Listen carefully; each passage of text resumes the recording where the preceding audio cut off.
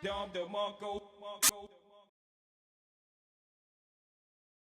swear, honey peanut butter, candlelight, a bottle of the best. Sexy like Kardashian, I bet we make a video. Chocolate strawberries have a body tingle head to toe. Baby, be my number one, treat her like the damn sun. Shiny as a VVS, Gucci, Prada, and Louis son.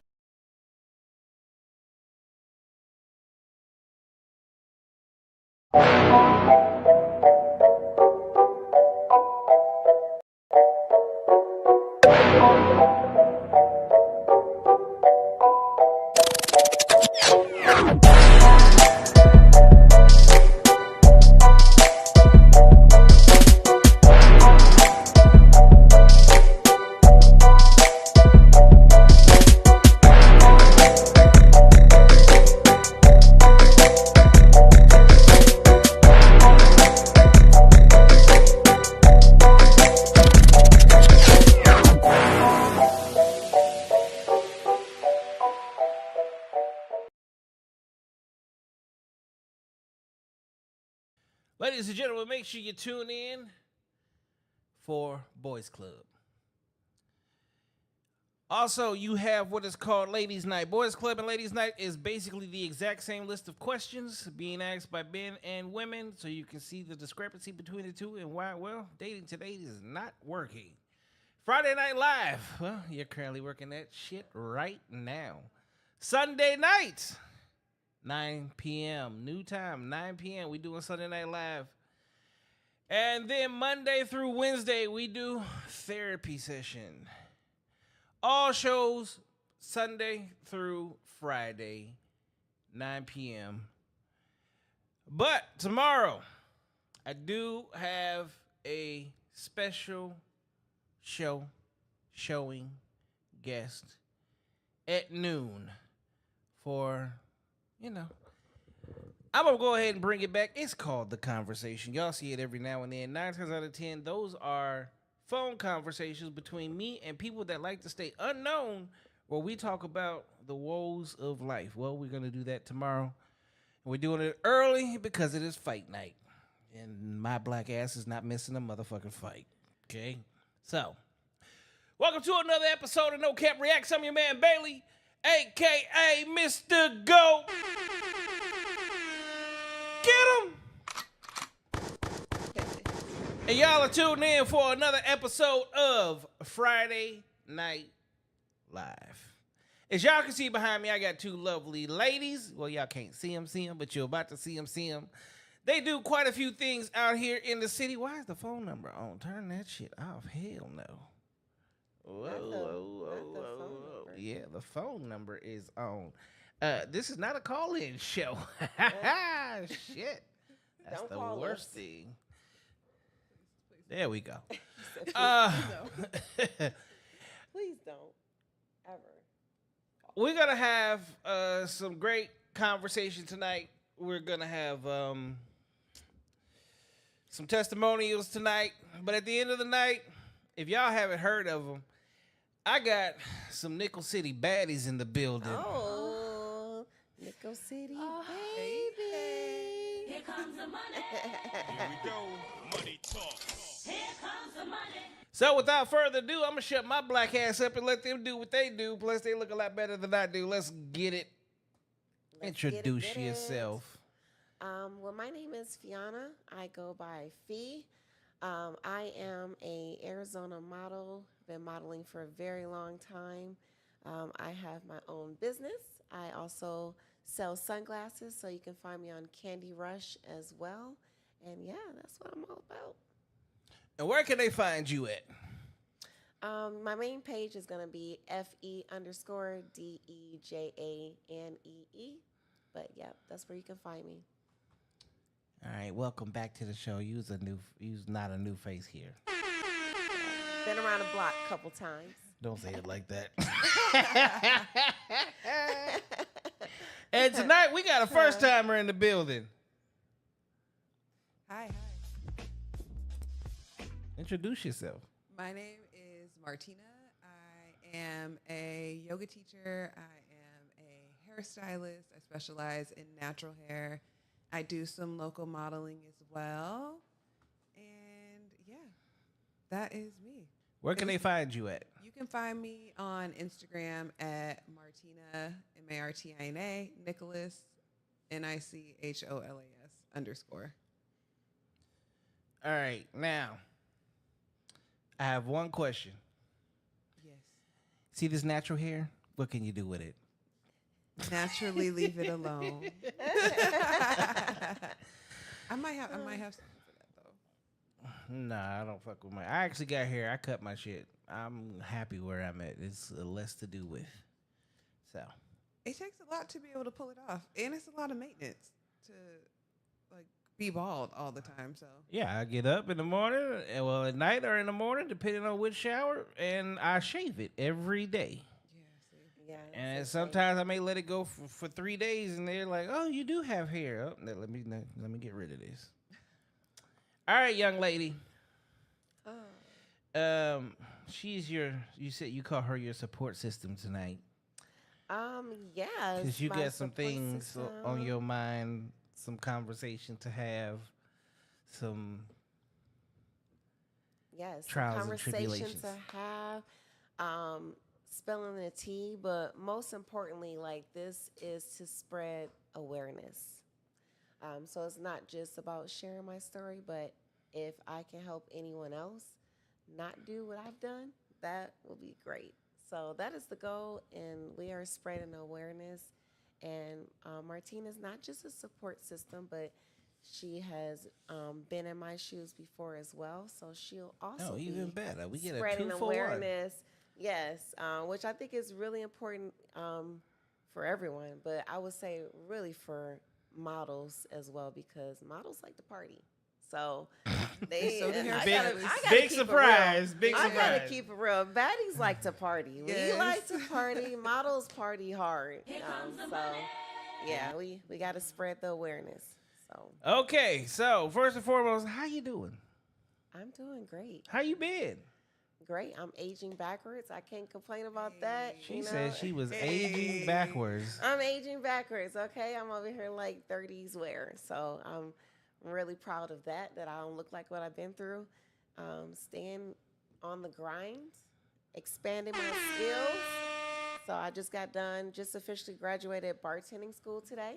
So Congratulations. thank you. So I'm really Oh, excited. speaking of, before we go any further, I don't know if you watching or not, but today is, well, for him, it's not any. Actually, it still is for a little bit.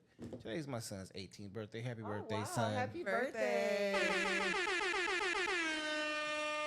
So, I know we've talked a couple times today, but I'm still going to tell you, I love you. I hope you had a wonderful time with your mom today. And I'll see you in a minute. Okay. You, young lady, how you doing today?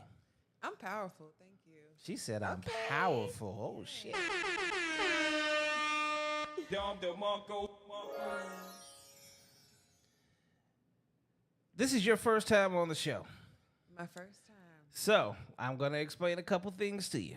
Okay. One, this is called No Cap Reacts. There's no capping, no lies. We keep it real here. We're very honest, truthful. I talk shit to everybody equally. Okay. Okay. As you can probably already see. Right. Okay. There's no one that is a stranger. Take nothing personal. We'd have fun here. Sometimes the conversation gets deep. Sometimes it doesn't. However it goes, it's honestly for the people that are watching to learn from, take something from it, and be able to hopefully, have their own conversations in life. Okay? Good. Yep. You, Deal. you ready for this? Equal opportunity shit talking. Got it. Equal opportunity at all times. Okay. All right, young lady. Where have you been? What you been doing? I've been in trouble, that's for sure. So when you and say I've been trouble, getting out yeah. of trouble. Let's elaborate on what your troubles is. So the topic of this evening will be, drinking and driving. So I will say it's been a lot of change in my life, and I've made some bad decisions. It is what it is. You got to take accountability, And yeah, I've made some, fucked up decisions, All pretty right. much. So in life, I think we all, as adults, go through our trials and tribulations, and we make some fucked up decisions. But when you say fucked up decisions, what exactly are you speaking of, young lady? So yeah, last year was pretty rough. I had a lot of change in my life, you know, and I decided to drink and drive and just really fucked up. That's the best thing I could say. But pretty much, I decided the first mistake is drinking with people that's not your friends. Because if you have a good time with your friends, there's no way in hell they're going to let you get behind that wheel. So I decided to drink with some coworkers that were definitely not even close to being my friends. And I overdrank, blacked out behind my wheel. I not only did that, but I did hit a young man. I did hit his car, and I got arrested for a DUI. Oh shit. Yeah. Clips times two. Yeah. When I say I fucked up bad. So yeah, Okay. Well, here in Phoenix, Arizona, that is the worst place for that to happen. it sure is. So I've known quite a few people since I've been here to get hit with the drinking and driving. I say the average cost of that is between $35,000 and $50,000. With a if you want a good lawyer and actually do it, because yeah, I guess back in the day, was it the governor's son got killed by a drunk driver on ASU campus? And since then, it's been zero tolerance. And yeah, this is not the place to be at because it makes driving hard. It makes having a license hard. I know you have to do like a mandatory, well, they say like 2 to 3 days or some shit, sometimes up to 30 days in no 4th Street, Maricopa County. And then the fines is out the ass. So, first and foremost, definitely want to say sorry because I know that you going through pure D hell dealing with Maricopa County. So, If only you knew. so here's the first thing I gotta ask. Okay, what were you doing that night? Definitely emotionally drinking. I'm not gonna lie. Like my year last year was pretty fucked. So I thought I was having a good time until I did some self reflection. I thought like, man, I'm just having a good time. I'm just outside is what I felt at the time. It was my first year being single, so I'm like, I'm just outside. I was gonna say because the But- last time I talked to you, you was actually I was, where she's sitting at. I was pretty locked in. Yeah, and that's back when I was doing couples therapy, which really wasn't about It wasn't about therapy. It was about highlighting relationships and how they work, so that other people can see what love looks like. Okay. But In that interview, I went think very much opposite. through that conversation, even I saw the holes in the situation that Yeah. let's just say I refrained from going in and saying certain things because that whole show was supposed to be about positivity and love, etc. I know, and the truth came the fuck out. Yeah. Let's just say that. So now you're single, you out, you was having fun, but you was emotional drinking. Yep, I was emotionally drinking. And pretty much I was waitressing at the time at this little steakhouse and started pre-gaming there. The bartender was double pouring up some shots. Like I was probably already there leaving, but I felt I was good. Went home. I remember eating some food. And what's crazy is the bar I went to was called the Devil's Advocate. Oh shit. In Tempe. Yes. Devil's Ad, that place has been there for a Fucking minute. Devil's Advocate. Yeah, that Yeah. was a fucking devil place, okay? Okay, literally. Never will go back there again.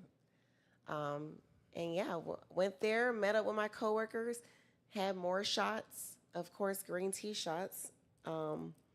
And my coworker gave me a final shot. Don't know what the hell I had. But I'll never forget my manager's wife looked at me like I was crazy. She was like, "You about to take that? Like, still don't know what that girl gave me till this day. And I thought I was good, and I literally didn't make it probably 8 minutes past that bar. What? No. Okay. So we're Crazy. going to pause right there. We're going to pause right there. Okay? Because you, young lady, have gone through the same thing? I have. Actually. Okay. I have. So let's hear about your situation, your night of bad decisions. My nights of bad decisions were probably. Wait, did you say nights? I did say nights, yes.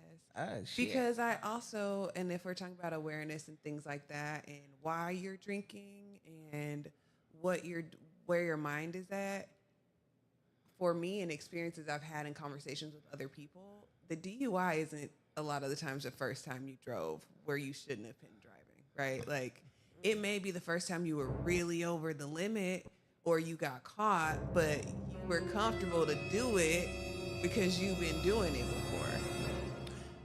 And I can agree with that. So I used to have a friend back in the day, and that was his thing. He was always drinking and driving. And I would say, bruh, like, you may not have got caught last time or the time before that and the time before that, but that doesn't mean that you won't get caught. Like, I can still, knock on wood, thank God, I don't think he still does it. Yeah. We're a lot older now, but I don't understand the thought process behind getting behind the wheel. And the reason that I think it hits a little, I haven't been in your shoes. I've been in the other shoes. I've been the one that got hit by a drunk driver. But we'll go over that later. Yeah. Well, I can tell you about the thought process. There isn't one. At least for me, it's like you're drunk or you're blacked out. So now I don't drink anymore, just in general. My DUI, I had 2 DUIs, 2 extreme DUIs a month apart.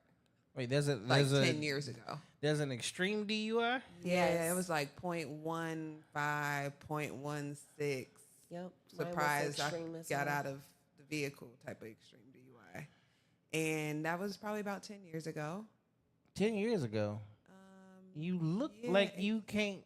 10 years ago, you look like you was 15. You know, we're aging backwards here. We're in the gym. We're drinking water. Y'all got Benjamin Buttons disease. I'm a vegan. Like, I'm aging backwards. We got Benjamin Buttons in the building. Yes. They're both they sisters. Right? Okay. It's the baddies effect. So, what happened with you? What was your situation? Where were you at? What were you doing that night? I left a bar with a friend that I was close to at the time that I can push my own opinion. That person had a drinking problem and I had a drinking problem. We used to have our drinking problem together. And it was some Let me girl. pause you real quick. Yeah, go ahead. Friends don't let friends drink and drive, ladies and gentlemen. Yep. I can tell you I'm the king of being a designated driver. This is One, true. I never allow myself to drink to where I get drunk, or once I feel what I call tipsy. Once I feel a little tipsy and feel a little something, I am the king of high quality H2O. Okay? Why? Because at the end of the day, niggas gotta go home. Yep. And I was the last person to have kids, even between my brother. My younger brother had kids before I did. So, and everybody has always liked to drink. I didn't. I used to be the smoker. And that was about it. And I didn't like to even smoke and drive. Friends, don't let friends drink and drive. And if you allow your friend to drink and drive, understand, you ain't shit. Point blank, period. Because the difference between me, which is a real friend, and you, who's not a real friend, is you don't end up with these situations. Not only that, the reason that I also say that, yes, I did get hit by a drunk driver. He was on a motorcycle. He's no longer alive. Yeah. Wow. So, and this happens on a regular basis. I think with that particular person, I was 36 and he was 24. That's sad. That actually did fuck with me. So where most people are looking to get paid in this situation, I paid for his funeral and gave his family like $25K because he was young, He didn't have no kids, etc. But when you come from where the way I grew up, you know, life is a crazy thing, and parents should never have to bury their children. So it's what I could do. Even though I didn't hit him, he hit me. Still, everything counts. So your friend let you get your ass out, and you was drinking. Yeah, we were drinking together, and what did they like? Did y'all in the same cars? Or we y'all were in separately? the same car. So this friend in particular, I knew was not the person I would have driving me. So I they would couldn't end drive in the first place, so they really can't drive when they drunk. Well, and they would be the one. It was almost like who's gonna get drunk. Like they would race you to get drunk so that they could keep drinking. Like the type of issues that were going on at that time. What in the fuck? Yeah. And looking back, it's Can I like ask you a question? okay, I got a real question. Is this a white friend? Mexican. Okay, see here in Arizona, you get two types of heavy drinkers, right? Yep. Or no, there's three, but see, you got first and foremost is the Caucasian, whether we like it or not. Y'all love to fucking drink. White girl wasted. Okay. Okay. Second, I'm gonna give to the natives. Them motherfuckers drink. Okay. Then third comes, you know, my Latino Natives will brothers have you and peeing sisters. outside for sure. Yeah, the Latinos then come in a close third, and then you got the niggas and everything else. Okay, so you was out drinking with your Mexican homie. Yep. We left this bar. I remember being a girl's wedding, or it was like her bachelorette party. So I'm like, oh yeah, let's get shots. It's your bachelorette party. Da da da. We leave. I don't remember leaving the bar. I dropped them off and left from their place to drive home, hit a parked car, airbag came out, I got out of the vehicle, and I woke up in the hospital, handcuffed to the bed. Holy shit. Dang. Okay. I kind of remember being in the ambulance, but not really. Mainly just waking up in the hospital.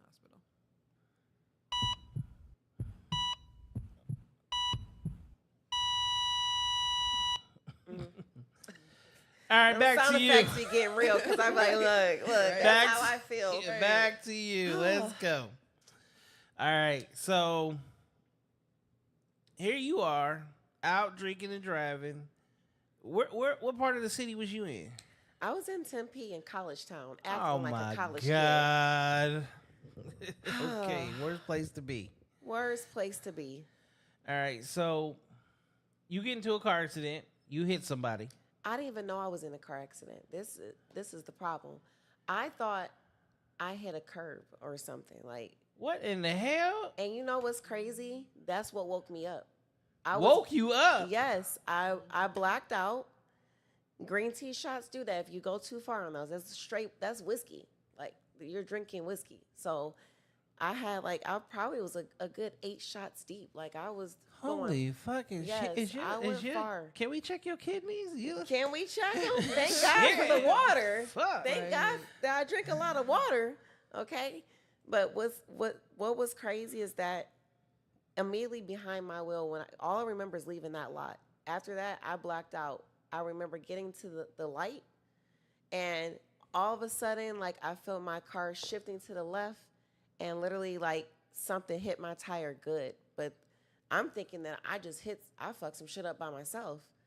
And then I ride it out until my tire gives in so I can safely pull over to the side. The whole time the kid's behind me. I literally get out and I go up to his car like a dumbass. And I'm like, did you hit my car? He's like, no, you hit me. And he was so confident when he said it, I knew I fucked up at that point. I knew I fucked up. Was at that moment she It realized. was that at that moment I fucked up. knew I fucked up, and I immediately went back to my car, set my ass there. Felt just like this song. Okay, felt just like this. It was the fact that I was in an accident and didn't know I was in an accident. It was the fact that whatever happened to my car shifting to the left, because hitting his car bounced me to my left-hand side. And so whatever Okay, so created that to happen woke me up. did you were y'all in opposing lanes and you went, Yeah, you yep, drifted so- over and hit him? Yep, I made it past the light, and we both turned. You know, when you properly turn, if you're on the inner, you turn inner. If you're on the outer, you turn out. But you turned, I from turned- the inside out. I turned into his lane, and I didn't know it at the time. I literally thought that I turned and fucked up by myself and like just hit a curb or something, or you know, I thought it was just See, me. now that's when you know you are fucked up. When That's you when are you're in the fucked up. inside lane and you thought you hit a curb Yes, where there is no curb. there's nothing to hit. There's nothing to hit. On the right side of your There's car on nothing to top of hit. that. Yeah. Holy shit. Yep. Okay, so And so, of course, he called the police. I called the police. And they get there, and I do the typical number one thing that is every officer's answer that you drunk. You tell them you have one drink. And that's what my dumb ass did. He said, where you coming from? Here go my honest ass, drunk as fuck. Oh, I'm coming from the bar with my coworkers. Already telling his ass where I came from, and then telling him I had one drink. Dumb as fuck. Okay? Yeah. Womp womp. okay. Yep. That was not smart. It was not smart at all, but Okay, if you're so- fucked up, where are you? Did they arrest mentally? you right then and Where there? are you?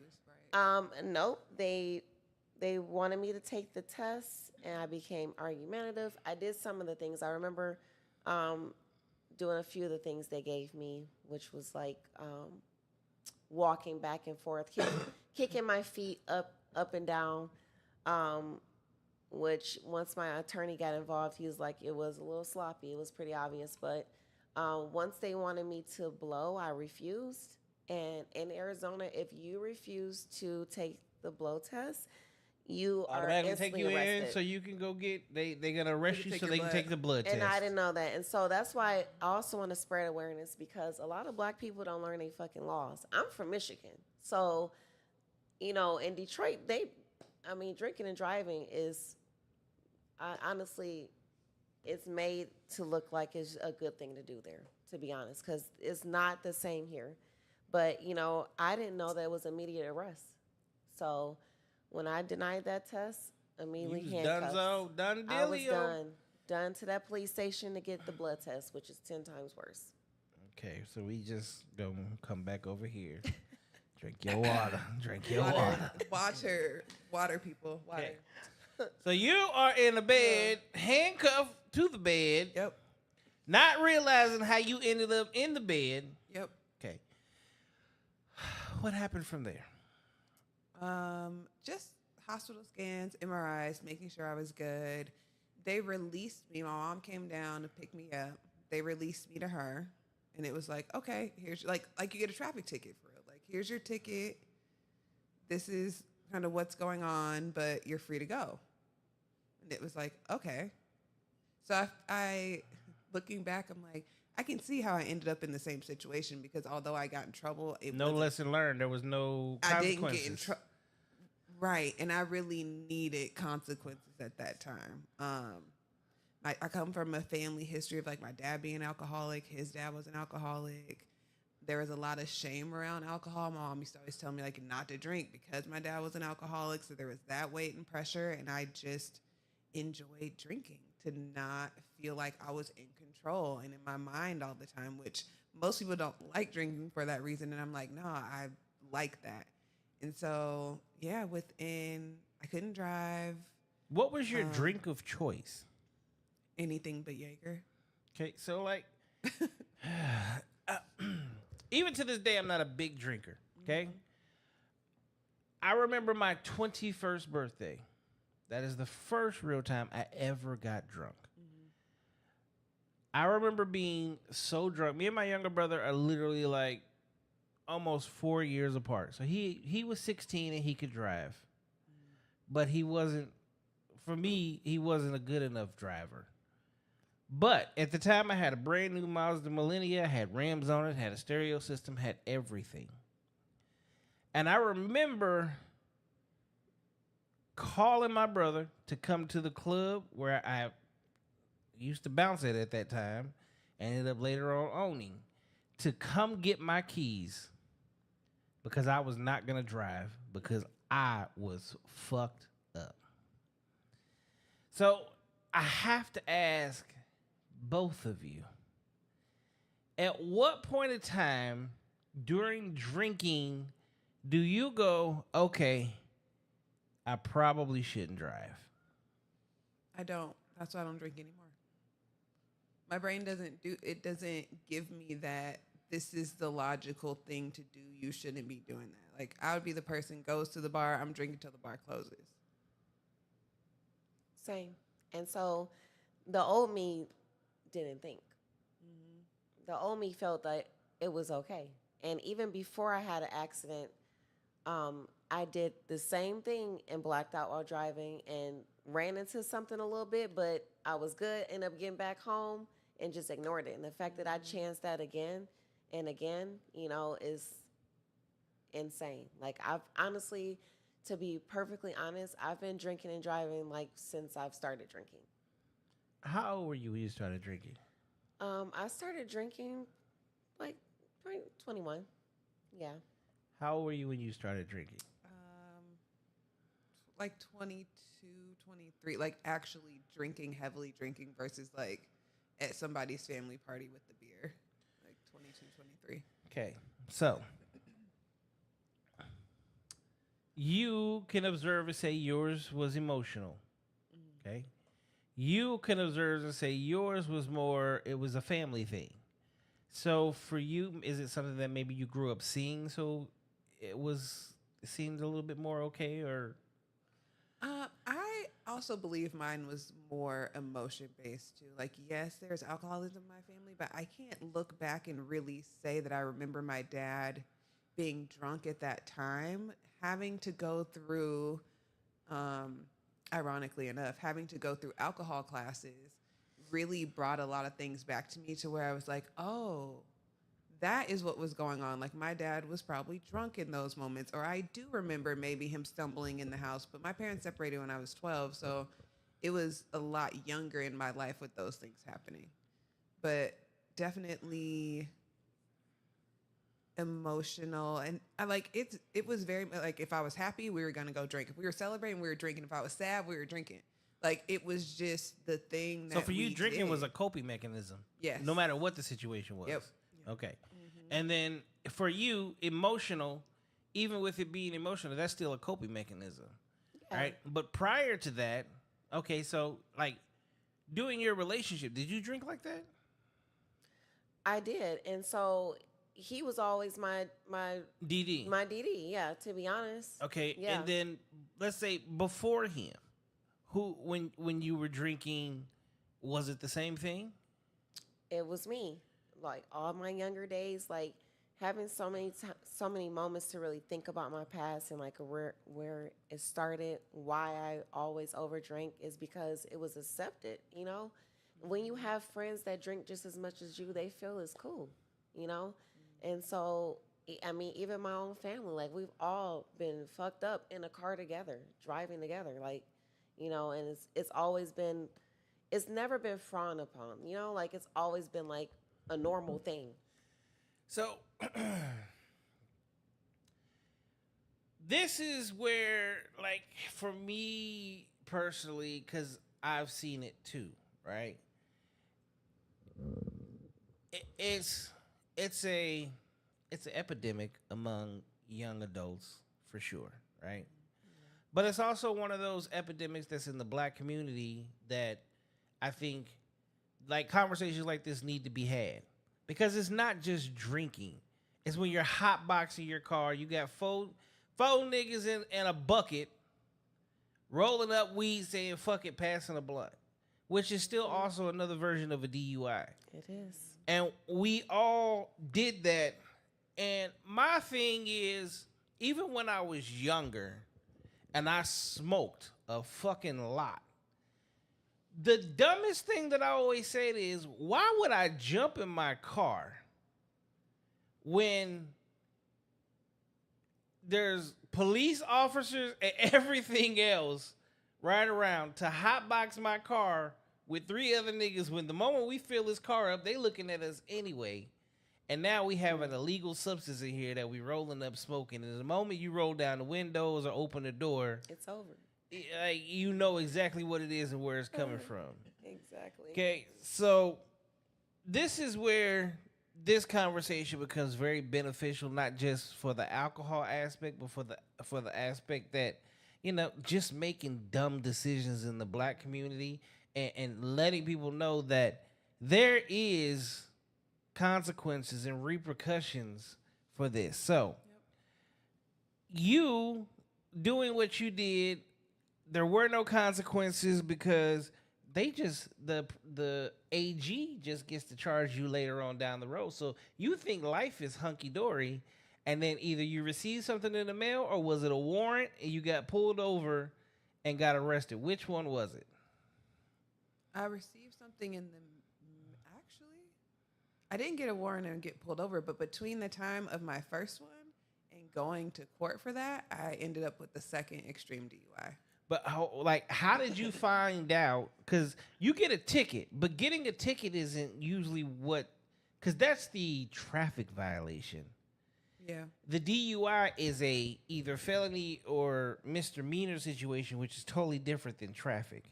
So that's what I'm saying. When you went to court for your traffic, because obviously that, right? Mm-hmm. But when did you find out that you were officially being charged with, because if you say extreme DUI, that's a felony. It was a misdemeanor. It's a misdemeanor. It's a misdemeanor? Yeah. Really? I don't have any felonies. Yeah, I'm pretty sure. Well, a lot of stuff in there. It was here in Arizona? It was Arizona. Yeah, a lot of that shit gets expunged any damn way. People, I don't think.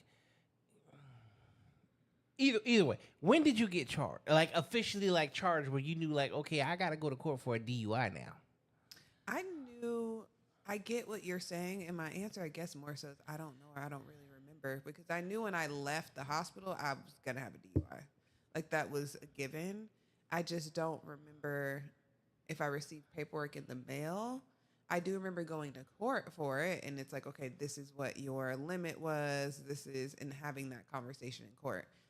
But I didn't, I must have received it in the mail, because I didn't have anything in terms of a warrant.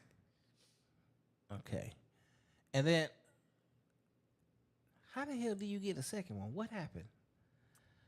I went to a movie with some friends, long story short, and everybody was drinking. I think we had tequila, and I had a rental car. Now I'm I don't remember why I had a rental car. I think because I crashed my car in the first DUI in the accident, had a rental car, drove us to the movie, drank at the movie, still had the tequila in my car when I got pulled over, open container, hit a man on a bike.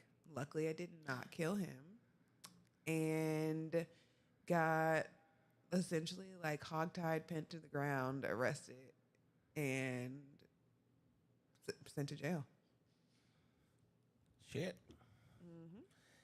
And you are correct. In Phoenix, a DUI is not automatically a felony. Most are misdemeanors. But a DUI becomes a felony if there are aggravating factors such as third DUI within 7 years, driving on a suspended license, having a minor under 15 in the car, or failing to install a required ignition interlock device. And so the crazy part is that luckily and unluckily, of course, getting another DUI was not lucky, but because of how close together they were, my license wasn't suspended yet.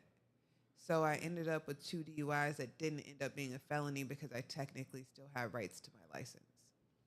That's wild. Whew. Crazy loophole. How much time in between there was there? Maybe a month. Holy probably shit. about 4 weeks, legit. But then if you think that I'm coping with alcohol, right? I am going through this situation because you got of more alcohol, to cope with. But coping with alcohol, and I hadn't gotten arrested. I hadn't gone to jail. So it was oh yeah, I got a DUI, but my mom just dropped me off at my friend's house, and I'm riding to work with her, and then we're all still hanging out, and I just really didn't in the moment see the weight of what was really going on. Back to you. It's the breaths, the deep breaths. Seriously. Oh. All right. So in this situation, how has it made you feel? Like shit. I feel like a lot of people are used to you being strong. So they think that you're like cool about it. Or I really think that because the other side I used to be on is hearing a DUI, you're just like, okay, yeah, you know, you got in trouble for drinking and driving, but you really don't know how deep it is. You know, like you go really through, um, I don't know, like that depression, like it's a lot. It really is a lot because you self reflect. You're like, why did I do this? Why did I make this decision? Most importantly, why did I make this fucked up decision in my 30s? Like, I would wait till I'm this old to, like, you know, make that choice. And then it's the constant reminder of what you've done because you have to continue to go through the punishment. And so it's been a really dark time, but I'm happy that I'm finally coming out of that. All right, so moving forward, and this is a question for both of you. You can answer however whoever wants to go first, just speak up. Okay. Where you're at today, looking back, okay? First and foremost, would you change what you've done? 100%. Okay. Yeah. As much as I want to say 100%, I'm someone that really believes that everything, like the pathway it's in your journey, it all has to happen that way. And I don't believe if I didn't have DUIs, I wouldn't not be drinking now. Okay. And me not drinking now is such a big, important part of my life that I realized I had to go like talking about my dad and my grandfather being alcoholics. Like I'm the person that stopped that in my family because I don't drink. So I had to have gone through that in some extent, excuse me, to get to where I am. Or even like sitting here with Fee, it's like, okay, we had a conversation and I'm like, you know, like if you need anything, people don't really talk about nothing, but like I've been through something similar and if you need support. So as tough as it was then, and I think because I'm like 10 years out, it's different, but I don't think I would be where I am now without him. Okay, now,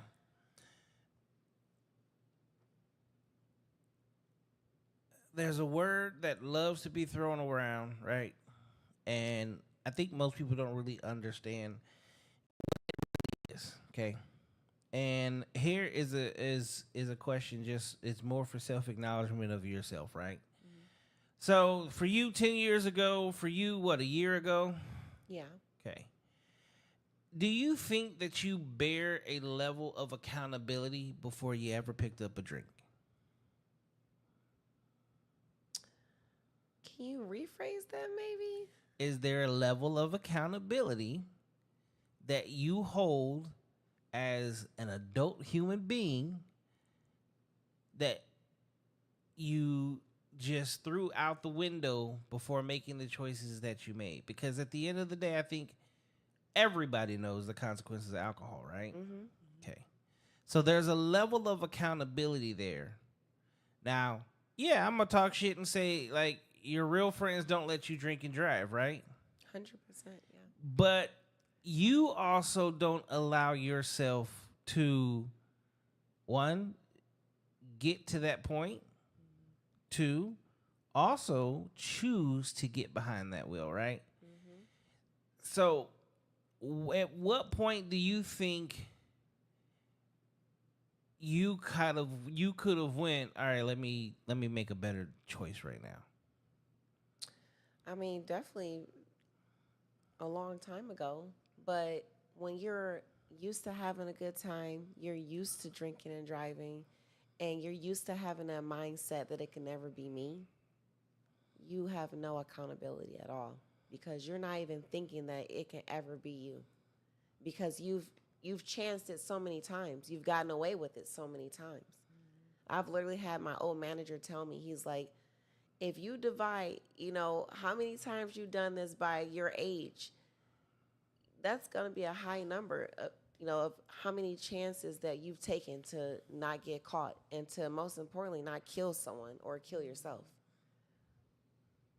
So you'll never take accountability. Unfortunately, I don't want it to happen to anyone.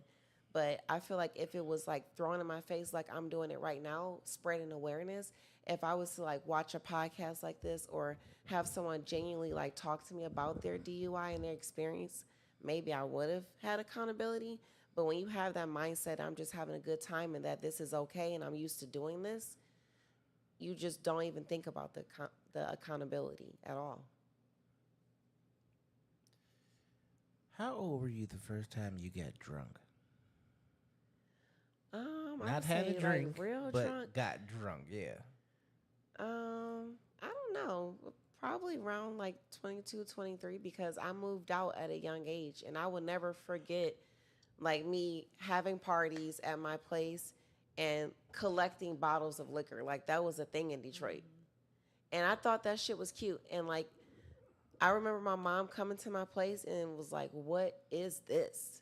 And she literally took all those liquor bottles I had and thought was so cute and put it all in a trash bag and threw that shit away. I will never forget that because My I little thought brother that was used to cute. do that. Yep. I thought it was Crown, cute. Hennessy, Aftershock, everything you Yeah. could think of, and would just have them in his room like they were trophies. Literally empty bottles that you've, had parties with, and like why did I think that was cool? I don't know why that was a trend, but so I feel like drinking's always been a part of my life. Like similar to like Martina, like when I'm happy, when I'm sad, when I'm celebrating, like liquor was always involved. So now, living a life, no alcohol. How long have you not been drinking now? This year is the first year that I haven't drank at all. But prior to that, like last year, I think I drank 3 times. So I have a question for you. Yeah. What's more enjoyable? A good night with a drink or a good night without a drink? A good night without a drink. I had a thing about being seen too. Like I used to feel really uncomfortable in spaces, and whether I was at like a show, I wanted to have drinks to dance or whatever. And so if that is where you are, it takes rewiring your brain and developing other patterns. But I don't need alcohol to do anything. I don't need alcohol to be my authentic version of myself. I'm actually more of my authentic version of myself without alcohol. Because you're not inebriated. Exactly. Okay, now they also call alcohol truth serum. Yeah. Do you believe that alcohol is truth serum? Yeah, because I probably said everything that I wouldn't say off of alcohol, 100%. Okay. So So now that you're no longer drinking, do you think you are more honest with people than what you were back in the day? I'm definitely more aware, and I'm gonna be honest. I still do drink, but I don't drink the same. There's times where I would think I want a glass of wine at home and wake up and didn't even touch the glass of wine. So it's almost like I'm still transitioning out of that, and still getting through this.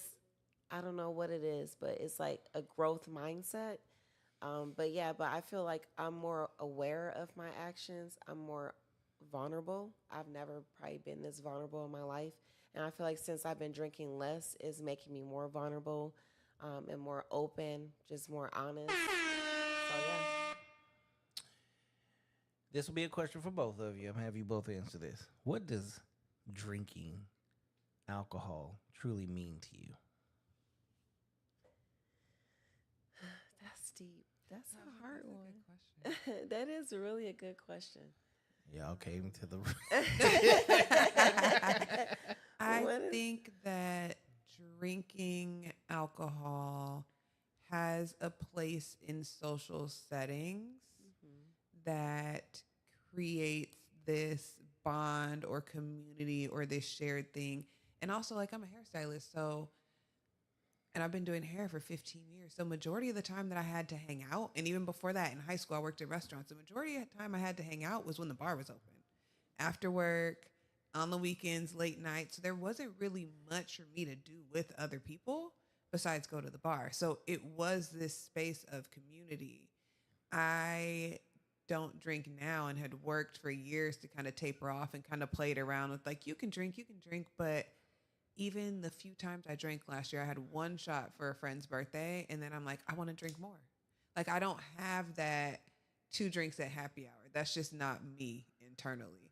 So I had to make a decision of like, okay, everything else means more than what drinking means to me. So now drinking is like a thing that I know I have a story around that I can share, but I can still find community. I can still be social. I can still hang out and do all the things without the substance. What does it mean to you? I honestly, when I think about it, I feel like it's like that void in your life that you're trying to replace almost.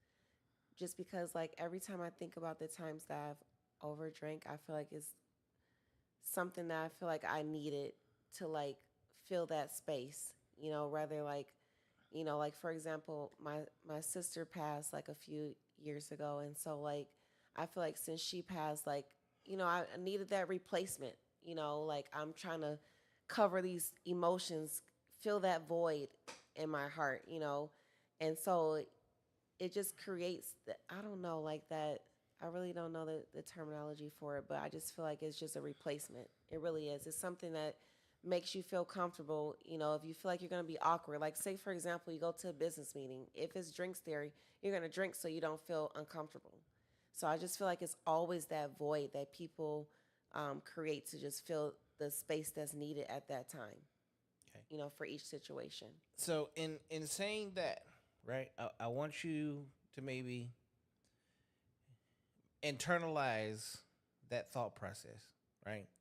Because understand that if in life you need something outside of you in order for you to feel comfortable with yourself, do you think that is a good thing or a bad thing?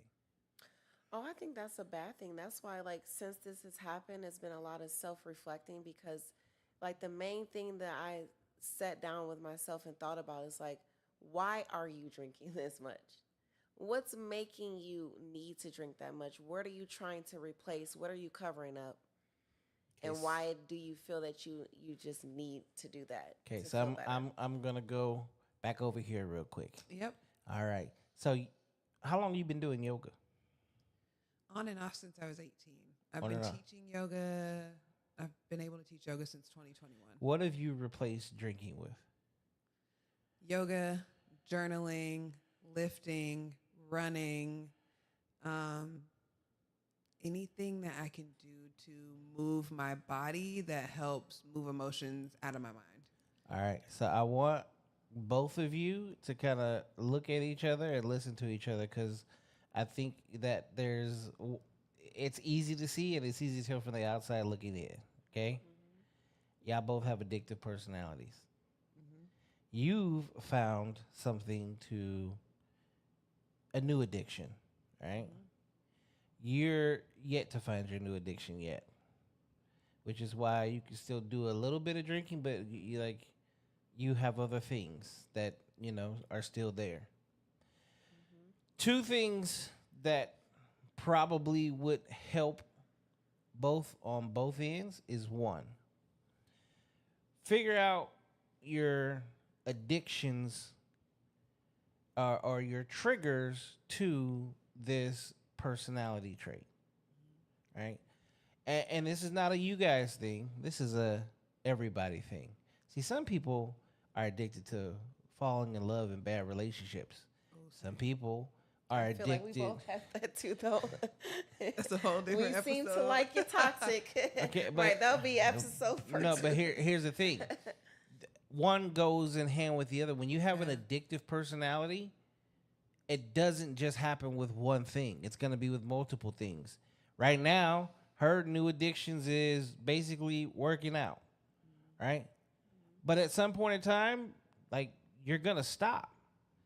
The question is, what do you replace it with? At some point in time, you will stop drinking because you're gonna find a new addiction. The question is, what is that new addiction going to be? Right? And then you have to ask yourself, how long is that addiction going to actually last? Right? And will it be something that is positive? That's where, if you guys really want to have a conversation, those should be the conversations. And that's where you come together and you figure out who's the best version of me, because the best version of me should never be addicted to anything. And when you get past that, or you get over that hurdle, then that's where everything else will start to make a little bit more sense, and life will actually make a lot more sense. And then you no longer have to hold back from either not having a drink or doing anything, because now you are able to control anything no matter what the situation is.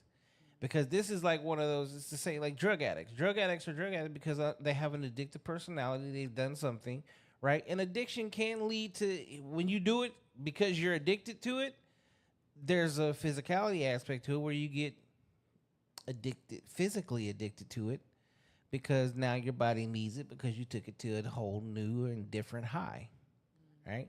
So yes, at the same time, you probably end up in bad, toxic relationships, but because you're addicted to trying to either make it work, fix it, the feeling that the love gives, or it could be literally the whole toxicity of the exact same shit you're going through, that you're addicted to that feeling and you don't want to let that go.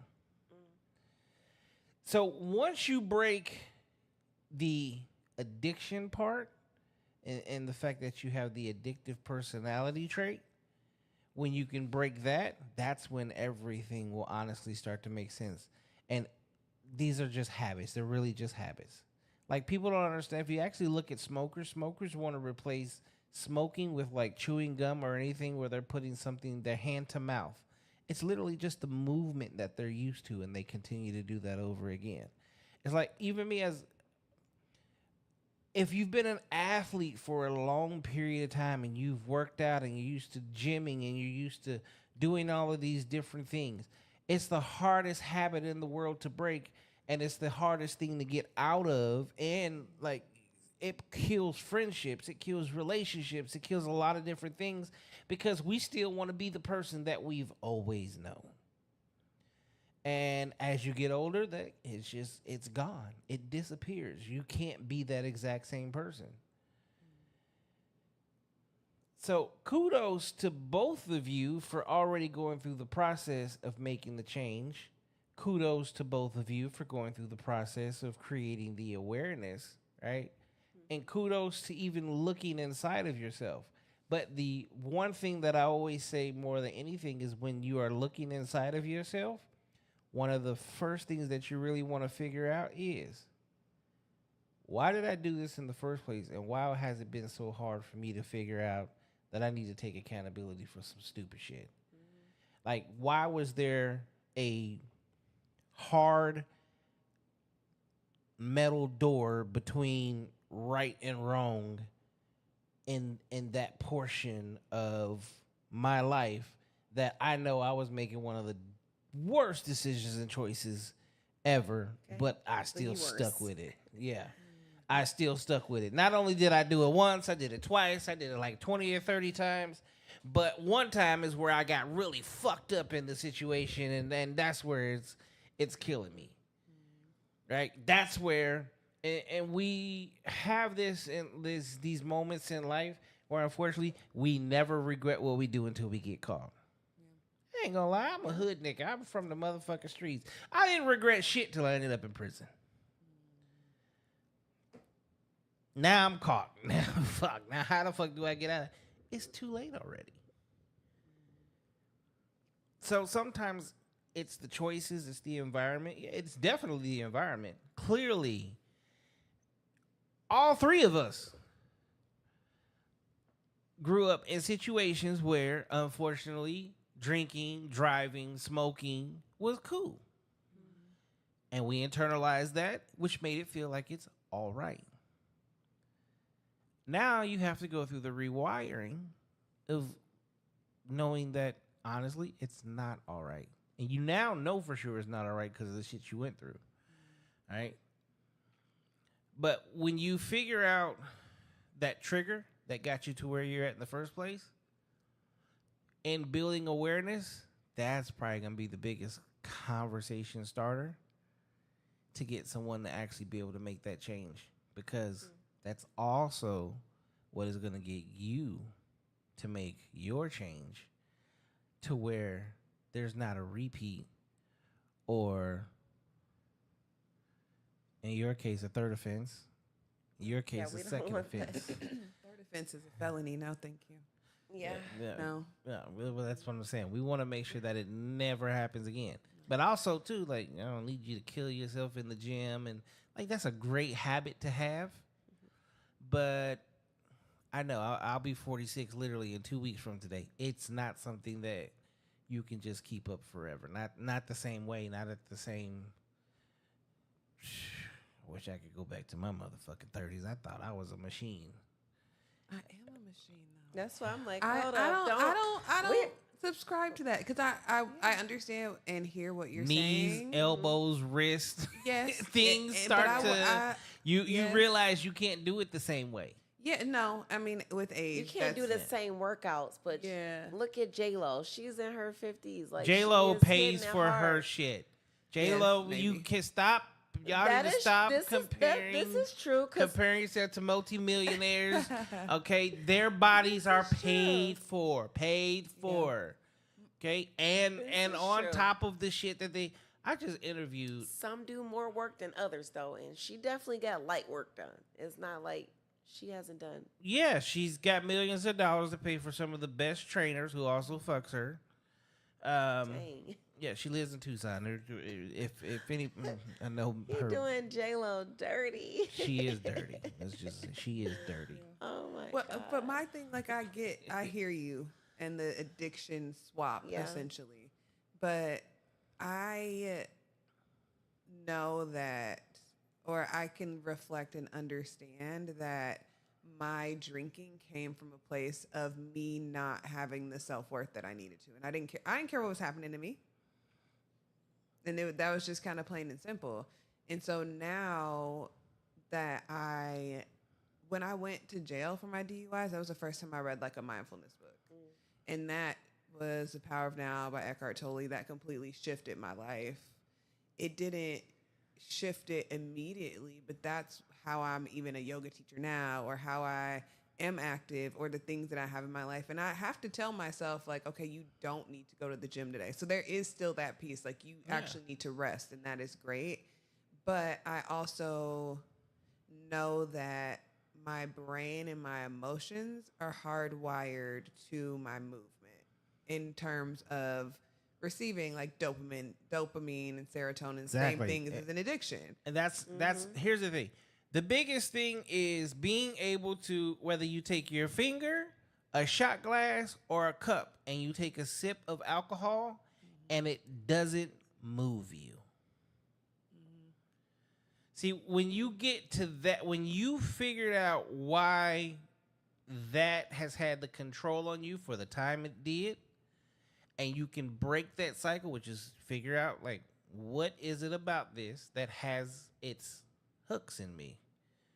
This addictive personality trait that I have, that it's with this. When you figure that out to where, whether it's a drop, a sip, or a whole gulp, but you're not like, oh, I need more. And you can go, yeah, that ain't shit. Okay. When you can conquer that, that's what I mean. That's the difference. See, But wouldn't that be considered a trigger?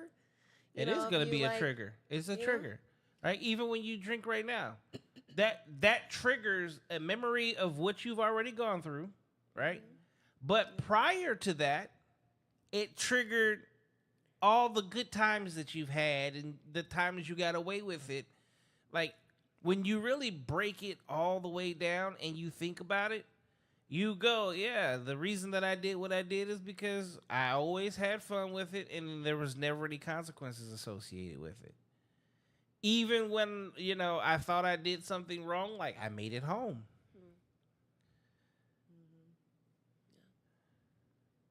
So, what you want, I got this shit right now in my cabinet called soursop. Yeah. Yeah. It's horrible, but It's the great. best thing in the world for your a great body, detox. but it's the worst thing to taste. Yes. Okay? Imagine swap that out with some alcohol. To where you're like, I know it's good for me, but no, I'm not doing that again. Not right now. Mm. Think of it kind of like that. So when you can have that to where, I don't know, some people can go get a bag of chips and take 2 or 3 chips and then set it down and not touch it for a week. When you got other people that open that bag of chips and they're not putting it down till it's all gone. Sometimes I have those moments. Yeah. Yeah. Right. It's those little things, but you gotta understand, like, whether we like it or not, those are triggers, those are addictions, those are little things that we have that we really we have to really go, okay, like, what is real? Why am I really like this? What am I doing? Because when you talk to just the way this conversation is going, y'all are obviously talking to other people about this, right? What do you mean? Like, you are using some of the things that you went through to make sure other people don't make the same mistakes, correct? I mean, I have, yeah. Okay. And sometimes I feel like I could be like a little overbearing. So I try not to be like that, but I do make it known. I have told everyone in the baddies group what happened to me on purpose so they can do exactly like the opposite. Just because I know that, as a group, we all like to go out, we all like to drink. And so, like, I would never judge anyone for that because, I, of course, still drink. But I just want everyone to make better decisions. So, yeah, I do voice it a lot more. Okay.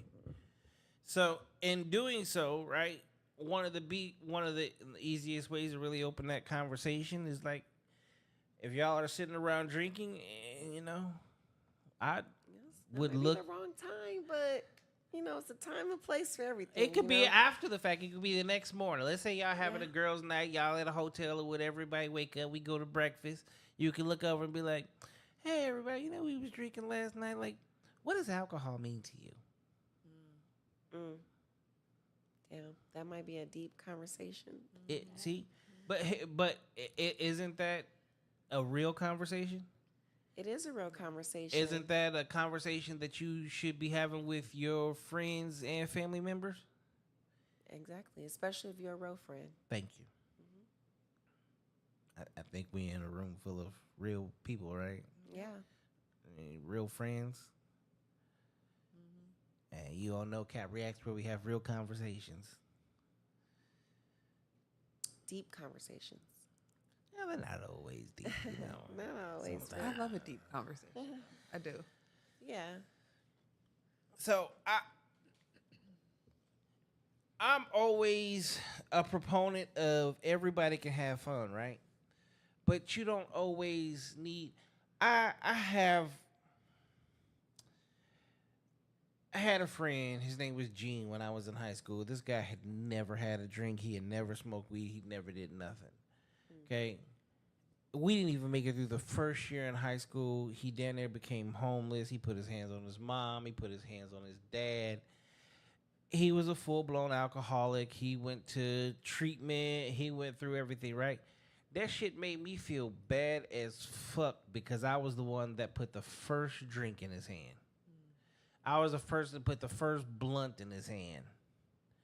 And he just became someone that I didn't know. And then he went to a whole nother extreme later on in life where he became a professional bodybuilder. And again, it's that addictive personality. He went as far as he could possibly go, right? And then almost killed himself because of like steroid use. So that's why I say learning what the addiction process is within you could also be the lifesaver. It could be the game changer because, yeah, you could go find yourself a positive addiction, right? But even in that positivity, there's something that could be negative to that you can still get addicted to that could take you out the game. But is it, I personally, because like I work out a lot more as well. And so I don't feel like that's really an addiction. I just feel like it's more of a positive Coping activity. mechanism. Like, It's a I feel like positive, it's a positive resource. way to. I do agree with you that I do have an addictive personality because, I wouldn't have made so many bad choices with relationships and with drinking. But I do think that working out has been a positive resource. It's something that you can go to clear your mind without needing a substance, Again, So I feel like it's a 100%. I'm the king of pushing the gym. Take your ass out there and work it out. Work it out. Rhea said, "My girls, this took a lot. I'm so proud of you guys. Thank you for sharing, ladies." Of course. I ain't heard from you in a minute, Rhea. Fuck you. Don't do my boo Right. like that, okay? Hell no. The baddies will unite. Baddies my ass. That's my Okay. homie. She been on this. Her and one other person have been on this podcast more than anybody. I think at one point in time, 4 weeks or 5 weeks straight, her ass was on here. I done met almost all your baddies. I got some more baddies that's gonna be on the damn show this week. Good. So, but no, that's the homie. But at the same time, fuck you too. I ain't heard shit from you. You ain't said, "What's up, nigga?" You ain't did nothing. Fuck you, nigga. This your first time here. What you think? I think that it's a good conversation. I'm grateful to be able to have this conversation. Kind of like we were saying earlier, like, do you have these conversations? Do you not? And I've been so removed from being in places regularly where people are drinking or having friends that drink that I'm not having the conversations as often. But I also believe that shame and embarrassment and all that can't exist if you don't keep things a secret. Like, if you're sharing it with people, it takes that load off. Yeah. And so, I mean, Ray said, "Oh my God, don't do me like that." Doing her dirty Dirty, live right? at that. yeah, no. So I appreciate it. I think that it was less equal opportunity shit talking than I mean, I like the disclaimer, but it was chill. Yeah. Good conversation. A necessary conversation. It ain't over yet. Oh. Yeah, Dun, we is dun. not done. You're asking an outro question in the middle? What's No, I'm asking. temperature check? Yeah, it's always a temperature check. I have to check people, especially the newbies in the house. See, she already know what she came for. Okay, she know what happens over here. So she's seen the show. She's been on the show. She knows a ton of other motherfuckers that's been on here. So yeah, you are new. I don't want to scare you off because I might. You doing a lot of shit. So guess what? I need you back on the show regardless. I'll be back. We got to promote your shit. Yes, We got to please. have an actual interview of you and your shit. Yes, please. Yes. So now, you young lady.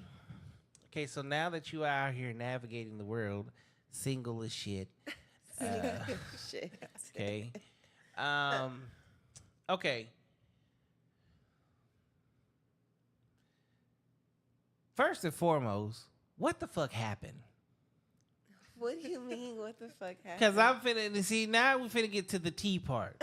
What the fuck happened?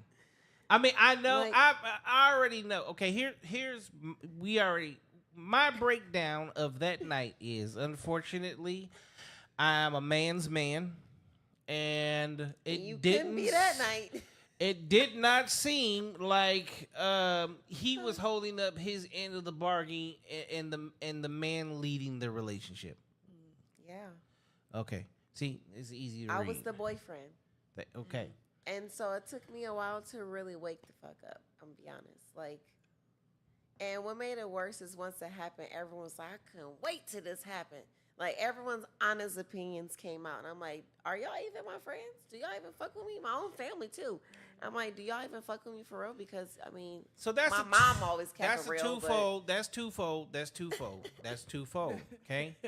But it'd be like, damn. One. Where was I at? Well, no, because even like I said on the show, I kept it real cordial and held back a lot of shit that I didn't say that I could have said, right? Yeah. Because even in that conversation, like you were speaking up more than he was.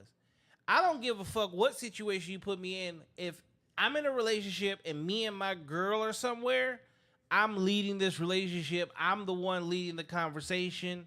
You know, I'm obviously including you in where you needed to be included, but you shouldn't have been the voice of the relationship on the show.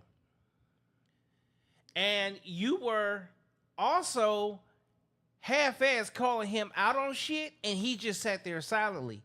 And I really see that's the man in me that also wants to be like, nigga, stand up for yourself, fucking say something, put her in a place, something, right? But none of that was happening. So then I have to kind of dissect certain things and go, okay, I wonder if she's the breadwinner in the relationship. Like, does she wear the pants in the relationship? Like, what the fuck is going on over here? So that's my interpretation. You tell me what the fuck really happened. I woke the fuck up. You know, when you look back into it, you know, for the relationship was 8 years, that 90% of that relationship, that nigga was driving my car. That's embarrassing. You know how much healing I had to do to constantly see Snapchat memories that I thought I was so in love in, and I'm like, this nigga is driving my car. And I'm just okay with being in the passenger side of my car that he's driving.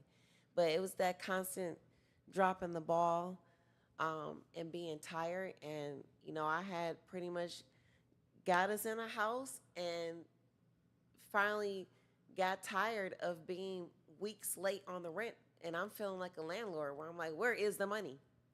You know, it was that. And then a lovely Vegas trip. When a woman's intuition is fabulous. And it's so crazy because I have checked this man's phone so many times and I have seen uncomfortable things, but it wasn't like enough. And so when I was in Las Vegas for a business trip, I will never forget just randomly going through his phone when he was asleep, and I went into the right app. And the whole time he was trying to see some girl while we were in Vegas together. Okay. Yeah. So there's a lot to unfold there. So we gonna go. Yeah. Jasmine said, hey, what's up, Jasmine? Thank you for tuning in. Rhea said, life's been life and I'll be back soon, my boy. Not you in the business, you know. And I don't do gossip and soon, my shit. boy. But if I got motherfuckers on the show that, you know, I kind of fuck with, I'm going to ask questions. So, you know. Now, see, here's where the relationship talk comes in a little bit. And I'm going to say use an unhealthy, toxic relationship. Oh, yeah. Because, one, first and foremost, if I'm your man, you ain't touching my fucking phone. Because there's a level of respect that we should have, but an even bigger level of trust. See, I don't have rules in relationships, but I do have guidelines that I abide by, which is called TRU. Trust, responsibility, understanding. Okay? If Yeah, you're who going through knows? my motherfucking phone, you It's for a don't reason. trust me. Yes, and it's for a Okay, well, reason. that's rule number one. So if you don't have rule number one, 2 and 3 don't mean shit. Without trust, you don't have a relationship. So if you're going through phones and you had been going through phones, you are already in a relationship you should have never been in. You're already in a space you shouldn't be in. You are doing something that honestly is a no-no. And then more than anything, I'm a fucking man. You're my woman. Respect me. There's a difference if you come and go, babe, can I go through your phone? And I say, here you go. but I'm asleep and you going through my motherfucking phone? Hell yeah. Hell no. If my intuition say do that shit, I'm doing Fuck it. your intuition. And Your guess what? intuition let you Guess get what? into a relationship If that I wasn't would've shit. never done what I did that night, I probably would still be in that punk ass relationship. Again, intuition. See, women's intuition always kicks in when a nigga's cheating. Where do y'all have intuition before you get in the relationship? Like, where the fuck? Oh, I did. It's just you ignore it. See, That part. so You ignore it. here we go with You the know it, twofold. and you This see is it, where but your you friends and ignore it. family shut the fuck up. You know why? Yeah. See, when you like someone and someone comes and goes, that nigga ain't no good, you like him even more. Yep. That's So, true. as human beings that know you and love you and care for you, 9 times out of 10, we shut the fuck up because you're going to do what the fuck you want to do anyway. Ignoring red flags in a relationship, I'm sorry. That's why I don't believe in the intuition aspect, because the red flags are usually bright as fuck, big as fuck, and right in front of y'all's face. But you ignore them. Absolutely. So don't do that anymore. And that's why I'm single. So I don't do that anymore. So Taking my time. being single is not a badge of honor. Being in a relationship is like, see, God put us here for 2 reasons: love and like procreation. Those are the 2. If you turn off these lights, get rid of money, get rid of careers, get rid of everything, what will be the purpose then? You got to live and do what? Love is the most beautiful thing that you can have in life. Love is absolutely amazing. That's why I had that show, right? And it also, as much as I wanted to like highlight so much about relationships, the more that I started to do that, the fact that it's hard to find couples to even just want to come on a show and just talk about being in a good, happy, healthy relationship, that shit was exhausting, just finding people to come on the fucking show. Yeah, because it's not the same anymore. Trust me. I know. I'm the old nigga in the room. I wish motherfuckers was willing to ride around listening to fucking 90s R&B, hold hands, and we act like cell phones and internet don't fucking exist. And it's not the case. Not anymore. And then you, young lady. Single, relationship, married, where you at? Single. I already knew that. You didn't know that. I do know that. You know how I know that? How? My 2 cents in the background, what she said. In 2025, single women kick it with single women. Y'all have more time than anybody else. And you can just tell. You can just tell. As a man, you can now for sure. Well, a man that pays attention, you can tell. How long have you been single? My last long-term relationship. Your actual, My last relationship. an actual real relationship. Yeah, was real relationship. 3.5 years ago, something like that. Okay. And you happen to make bad choices too? Oh yeah. Okay. What's your archetype? So I used to think that my low-key type was narcissist, but I feel like She the said issue is narcissist. that I thought that I was just attracting fuckboys, but I was a fuckboy. Okay. So I have to address. Not you was the fuck boy. I was like, ooh, you're the one that's emotionally unavailable as well. Okay, 1. Narcissism, the actual term narcissist is a medical term, and it's rare. Yes, I don't think I was dealing with full-on actual narcissists. And 2, it's actually higher in women than it is in men. Now, I will say this, that a lot of women, y'all do like psychotic, which is very close to narcissism. Not psychotic. Yeah, literally psychotic. Men, No, you have a lot of psychotic men out here. They don't give Yeah. 2 shits about you. It's all about them, Yeah. right? But until See, my mom was a neurophysiologist, EEG technician, so I know a lot about the brain. And I know how things work and people's thought processes, stupid shit like that. Because I used to sit as a kid and read her medical books like they was fucking Encyclopedia Britannica. Okay? So, there are triggers in life, and there's things that we go through. And again, this goes back to, how we grow up, shit like that. We become desensitized. Like right now, the world is super desensitized to death. We saw what just happened to a young man by the name of Charlie Kirk. Don't care if you like him. Don't care if you hate him. Nobody deserves to die over differences of opinions. But the fact that he got killed on TV, and honestly, it didn't bother nobody. People were actually celebrating, which is a little scary. Again, thank you. Thank you. See, that's called psychotic. Yeah. Think about it. And they're openly doing it.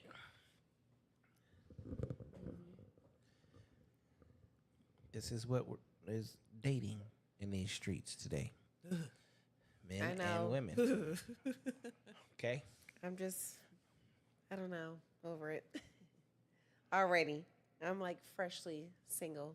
Well, it's not that fresh, but it's a little dusty out here in these streets. It's not. So here's the thing. It's not dusty in these streets. You know how I know it's not dusty in these streets? It's dusty. It's not dusty. It's really not dusty. Say the type of men that you're looking for makes it dusty, or the type of dudes. See, tall, dark, handsome, and they dress the part. And that's what a lot of people go for. They wear the uniform. It's just that. It's the uniform. I just had this show a couple weeks ago. Jasmine was actually on that show. If you put 10 niggas in a room, y'all are only going to choose 2. It's going to be the 2 swaggiest niggas in the room. The 2 niggas that's got the best game. They going to say everything they need to say. They going to look the part. Them niggas ain't shit, and you know them niggas ain't shit. Right? The safe choice, you automatically friend zone him. He's automatically friend zone because that's the one you take off the bench when everything else is done. But the other 7 niggas, you're not paying attention to at all. At all. Point blank period. You're not paying attention to them in any form, fashion, or way. Because they don't have the uniform. See, one might be too short. The other one might be a little overweight. One might have too little facial hair, too much facial hair. One might be what you call the hatfish, where his hairline just is either there or it's not there. At the end of the day, all those things that you're judging him on have nothing to do with the fact that that's that nigga that's gonna make you happy as fuck because he just wants you and he doesn't care to put on the uniform because he's actually busy building a career. But you gotta ready to build a also family. want them too. Thank you. Right. Thank you. See, here's. Can't settle for something you're not attracted to. Okay, I love that you said that because I want to explain something to you. Why is it that women always feel like they have to settle, but men never settle? Like, a millionaire will take a girl from McDonald's and wife her. But a millionaire female ain't fucking with a nigga at McDonald's because she's going to say she's settled. Happiness has nothing to do with settling. The problem is you guys got to stop equating love to a financial status because that's why you call it settling. It's not even just the finances because look at what I was with. Wait, hold on. She said I don't mind. You don't mind what? I don't date and find men based on how much money they make. Well, Yeah. no. Or like their financial status. So I'm looking for more of emotional support, partnership, like authenticity, How they trust. treat you. okay. And then So there has to be some correct attraction there myself. too. Like you Yeah, gotta look good. hold on. I gotta stop you there. Here's the thing: who's supposed to be beautiful in a relationship, the man or the woman? The woman, I'm guessing. The woman. Yeah, Say- that's say a it trick again, say question. it Don't again. fall into this But- trap. Come on, ain't no trap. The woman. Don't- Who's fall supposed to into know? that trap. Who's supposed to be beautiful in the relationship? If you use the word beautiful, I'm gonna say the woman. That sounds like a more. Who's supposed to be the attractive one in the relationship? You just go. Because I want you to think about this. I want you to think about the nigga that can keep you safer than safe, happier than happier. It's probably gonna be the ugly nigga. You know why? Because he didn't fought battles. He didn't went through wars. He didn't fucking did everything. He's been through the trenches. That nigga ain't supposed to be pretty. See, this is why pretty niggas fuck y'all up. No pretty boy. I don't date. I don't. But, see, I'm outside. Of but this it's not 100% on YouTube and what I don't know what you've dated. I feel you. Yeah, I've seen what she's dated. Okay. Hold on, Rhea said attraction can be developed, but that can also be a fail too. You pick the one that most wouldn't, and they still be fucked up niggas too. See? It's I'm not even gonna call Ray out, but she don't even fuck with niggas. Shut the fuck up. It's a lose-lose situation. It's not a lose-lose situation. No, it's not. I guarantee you this. I've dated ugly motherfuckers. No, stop. Do this. Don't date a motherfucker that's ugly or date a motherfucker that's pretty. Date a motherfucker that matches you. 2, you are supposed to be a helpmate, right? Yeah. Find a nigga that can put you in position. I'm searching. I'm looking. I'm not. Where they at? Because when a man puts you in position, like he's putting you in a position in his life. Mm-hmm. So when that man is putting you in position in his life, a.k.a. like God put Eve in Adam's life, it was his fucking you got to get put in place. So when he is about something, he's going to come in and he already has a path and put you on your trajectory. You actually have to follow him. You was leading, nigga. I got that too. And I feel like I'm always a leader. I mean, I'm dating right now. I feel like I'm still like leading. So you see, you got to break your archetype. See, you have a certain type that you're going for. No, it's a certain type that keeps finding me. No. I'm be honest. No. I'm gonna be honest. Like it's finding me. It's energy. Energy pulls everything together. Energy. It's always energy. Well, I need to be cleansed then. Dip me in some holy oil. I got you on the cleanse. No, for real. I'm so But serious. that's why I was saying, like, Please. I was sitting there like, okay, I attract emotionally unavailable people. And it's like, no. They're attracted to you because you're the same. Yeah, so like I didn't have like you was the fuck boy that was grabbing the fuck boys, right? And then you thought the fuck boy was supposed to be like Usher and love you and be all the not like Usher, not like Usher for real. The Usher music, Usher music. Come on, nigga. Oh my god! But talking about like men that aren't leading or men that don't have a place for you to be a helpmate, if you're someone that's emotionally unavailable, like I was and am working through just what that means to me and how I need to show up better and what I need to do for myself. Okay. It's cool because I don't have strong boundaries. You get to kind of be however, and we going with the flow, whatever. Like that's not going to put me in a place. Now, this is what I love about this conversation because going with the flow when you're not even okay with the flow. Right. Okay. So hold up. In a relationship, who should be more emotionally available, you or a man? That's like an equal thing. I feel like both, in order to make a relationship work, you both need to be there emotionally. No, honestly. actually, that's not true. I feel like I need to feel like it is a safe space for me to have emotions. Thank you. And I run into people that where there is masculinity, it creates a safe space for emotional feminine energy. See, what happens is, as a man, when you respect me, I love you. Safety, security, provision. Say, understand, provision, everybody thinks provision is money. No. I provide a safe space for you to come and dwell so you can have conversations that give you safety and security that goes beyond, I'm a fucking nigga up, I'm going to shoot them if they come through the door. No. Can you give me your emotions and I listen to what you say and I can help lead you to a safer place that allows you to be the best version of yourself. Okay? It's the equivalent of what a father does for his daughter. And I just had this conversation with someone offline, but I'm going to have this now here. In relationships, you should be looking for your father the same way y'all say, oh, you just looking for your mom. No fucking shit. She loved me unconditionally, gave me everything I want. That's why your father loves you unconditionally and gave you everything you wanted. He paid the bills. He listened to you. He held you when you cried. He wiped away your tears. And he was willing to fuck up your shitty boyfriend at any given time.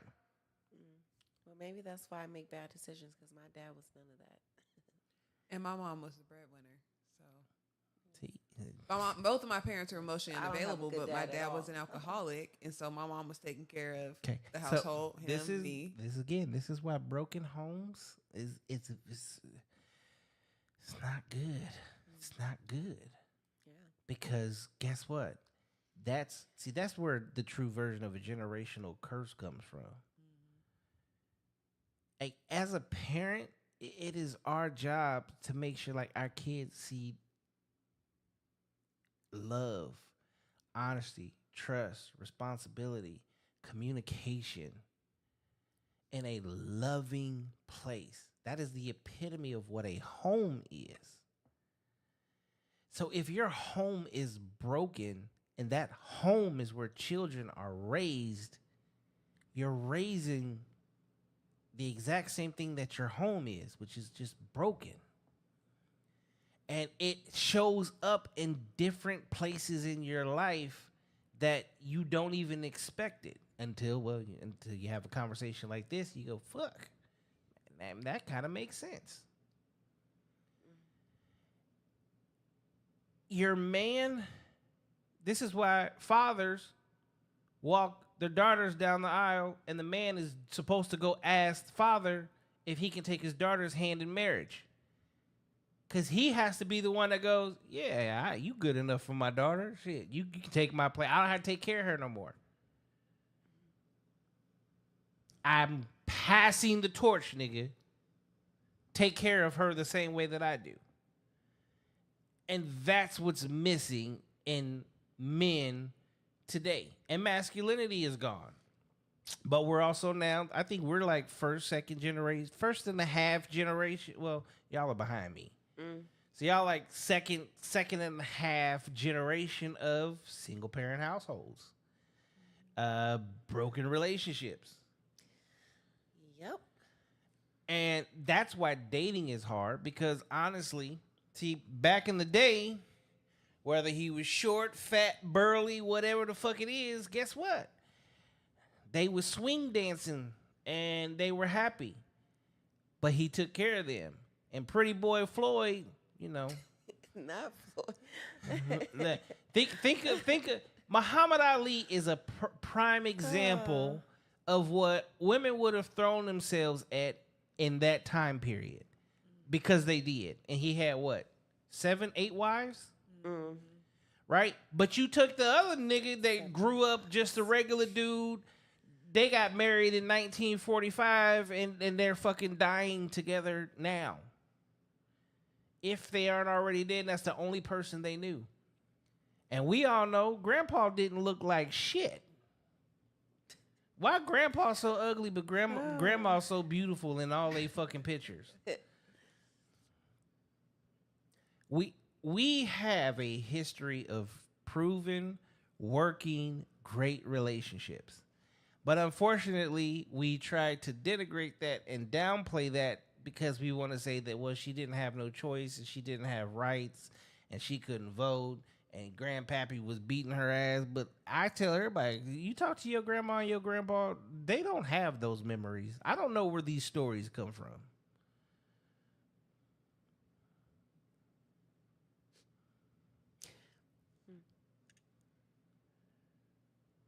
So I know I put you initially in the hot seat. We gonna go back over here.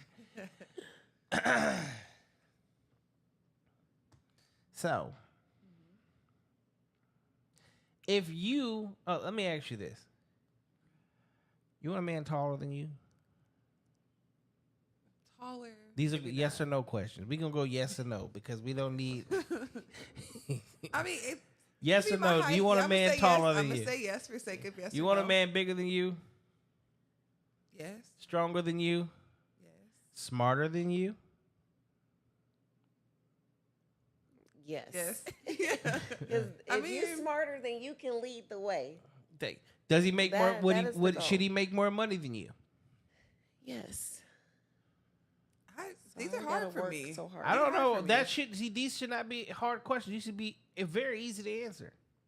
I don't know. I mean, because I feel like I have a very unconventional way of life. So I feel like Okay, intelligence, so you for example, you hold on. is So you good. want a nigga that you have to pay his bills. No, I'm not paying nobody's bills. Thank you. So you want a nigga that makes more money than you. Yes, I mean, I want a nigga that can pay his own bills. That's what I want for sure. Okay, so this is However where he do that. see, this is why I asked this question. You see, I want you to understand your thought process. Yeah. You said you want him to pay his own bills. Yeah. Okay, but this is your man who at some point in time should be making you his wife. Is it not a man's job to make your life easier? I Which would means hope you so. should have to work less. I would hope so. Okay, you have kids? Nope. Do you want kids? Nope. Okay. So for the average person that does want kids, does he not also have to provide for those children? Thank you very much. So does the nigga need to make more money than you? Yes. Thank you. See how it's I feel you. you see how the You thought talking out of me. process, Yeah, the yeah. thought process, you have to really think of because these are the decisions that are choosing the men that you are going for. Yeah. Right? So now when you break it all down, you want a man that's better than you. Yeah. Okay? Have you been dating niggas that's better than you? No. Thank you. So you see where the problem's at? Me. You see how easy Yeah. you see how easy the problem is fixed? Yeah. It's Yeah. very easy. All you can just for what I just spoke on, those few questions, most of that you're gonna see upon just walking up on him. Yeah. Okay? Now, a man that is smarter than you, a man that makes more money than you, okay? In order for those things to go hand in hand, don't they usually have to have like good personality traits? But doesn't it always start off with good personality traits? But no. These niggas don't be having no personality whatsoever, actually. They usually faking it till they make it, though. I mean, I met somebody that you was here with that fucking didn't fake shit. That nigga wasn't talking at all. Okay, so... And I talk shit and was talking shit and was trying to have fun and keep things lighthearted and make everybody laugh. That's what I do. Man. Okay, so no, see, when you, sorry to get on your We're going to ass. have to erase the past. Let's just Yeah, act like... no, because your past act is like what that dictates. motherfucker was Casper, Your because at past this is point, what dictates he is your Casper to future. me. No, you can't. You can't. You know why? Because motherfucker saw Never you with even him. knew that nigga ever. Knew you with him for 8 years, and y'all niggas grew up together. Oh, Yeah, my memory's amazing. I remember It is. everything. God, just kick me off a porch right now. You ain't on a porch. How you on do a we couch. bury the ex? You Bury that nigga. No, see, this is the thing. This is what the biggest part of dating is that people don't seem to get. Y'all don't learn from your past. That's why the majority of the dudes that you fuck with, like right now, you're like, I'll never do that again. And then you go find a nigga that's like the exact same thing, different face. I'm never fucking with that nigga again. Yeah, you're right. You're fucking with another nigga that looks exactly like that nigga in actions. So, I'm gonna ask you this. You want a nigga taller than you? Yes, I do. You want a nigga make more money than you? Yes, I do. Okay, you want a nigga smarter than you? Yes, because I want a damn leader. Okay, For once. you want a nigga bigger than you, stronger than you? Absolutely. Okay, so you also are looking for a man better than you. I am. Okay. So what you've been dating, has it been that? Yes or no? Is As it yes of or no? now, I'm gonna say no. Okay. So then who is wasting your time? Me. Oh, okay. Solve that problem. See how easy it is to fix the issue? So No, women, y'all don't date down. You choose men that should never even be in your space. You're going, in most cases, for what it looks like, not what it can actually do for you. The most attractive man is in the room isn't the best man. And this is the thing. You know what y'all hate? What? Tell us. You love to go for the attractive man, but think that no other woman's supposed to want him. He has options. See, are you beautiful? I don't even care though. Are you beautiful? Yes or no? Yes. Are you beautiful? Yes, or Yes. no? Okay. You have options? Yes or no? Yes. You have options? Yeah. Okay. But I don't put care your- if another girl want my dude. Like I'm not an insecure woman. Like No. honestly, I don't want you to care. understand something. How many niggas would love to just dick you down right now? Probably a few. Okay. Because you got options, right? Same thing over here? Same thing? Okay. It's dry over here, but I mean, it's dry because you've made it dry. But Yeah. it again, niggas see you, would they fuck you? probably. Okay. Yeah. So when you take a nigga that is on the exact same status as you, guess what? He also has the same options.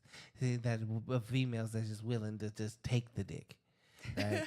So when Just you take the the dick. reason that's why you going through his phone, because you know that there was other motherfuckers that was willing to take the dick. No, absolutely not. No, Because I clearly was he with was. a liar. No, okay. Because I was with a liar. You can call women, it. So women always Stop. know No, the truth no, before they no, ask no. you a question. If Hold you on. lie to their face, Stop. Because it's no, not 'cause true. How you gonna tell me about my situation? Because I don't need to tell you about the situation. Here's the thing. You're if there, you're definitely if wrong. there are women talking to him, that's an option. No, you're definitely wrong. So he wasn't was he talking to men? I don't know. Probably could have. Well, you said that he okay. He was a fuckboy. He probably could have been gay too at this point. Oh my god. Who knows? See, that was Fuck it. don't be put you can't put that No, in a nigga's I was teeth. with someone that was a sneaky liar. They gave me reasons No, to do but what I did. that's the whole point of it is he can be a sneaky liar. He was sneaking with someone, right? Trying to. Thank you. But Which can't get far when you broke. The girl definitely hold the fuck out of him. but that's that Hold the fuck out Like, of you him. can't even do that right. here Can't even do that right. Here is the thing. Until she found that out, she was interested. Absolutely not. I looked at that chat. So she wasn't interested? No, she was just Well, how he- accepting it. You know, like, yeah, nah, Okay. nope. You know why? You know why? You know why you saying that is like the worst thing that you could ever say? It's the truth. But No, so no, this no, is no, the but thing no, about no, but women. no, no. I We- want you to think about something. We No, no. entertain shit out of boredom, Think- and a no, lot of see. times we're No, not no, even no, but- interested, but- but we just entertain the shit. Correct, but hear me out. Hear me out. This is I say this about women like with their baby daddies. Y'all got to stop doing that. You know why? If he's a deadbeat and he ain't shit, but you let that nigga put a baby in you, why are you talking shit about the motherfucker? Like he couldn't have been that fucking bad. Because if he's that motherfucking bad, you're just as bad. So I if am. no, He said, I've never denied that. I ain't never denied that shit. I am. no, and that's but you. why I choose. so fuck this is people to be where with. this is where these conversations, as women and men, we gotta stop talking about each other. You know why? Because it is literally a direct reflection of you. You're literally it's the same as you looking in the mirror saying, "I ain't shit." Cause I entertained him for 8 years. She was just entertaining him for. Yes, I ain't shit for doing that. I was definitely very blind. Definitely needed some growing up to do. Like, I don't know. Definitely wasn't mentally there at this point. Okay, so Because where when I look back on that, it was definitely some slow shit for so sure. I'm gonna take this back to where I started this at. You gotta stop going with niggas that could also walk in with just as many options as you do. And if he does have options, understand that if he has chosen you among all these other options, because again, he's taller than you, stronger than you, make more money, he's all this, right? Yeah. If he has chosen you,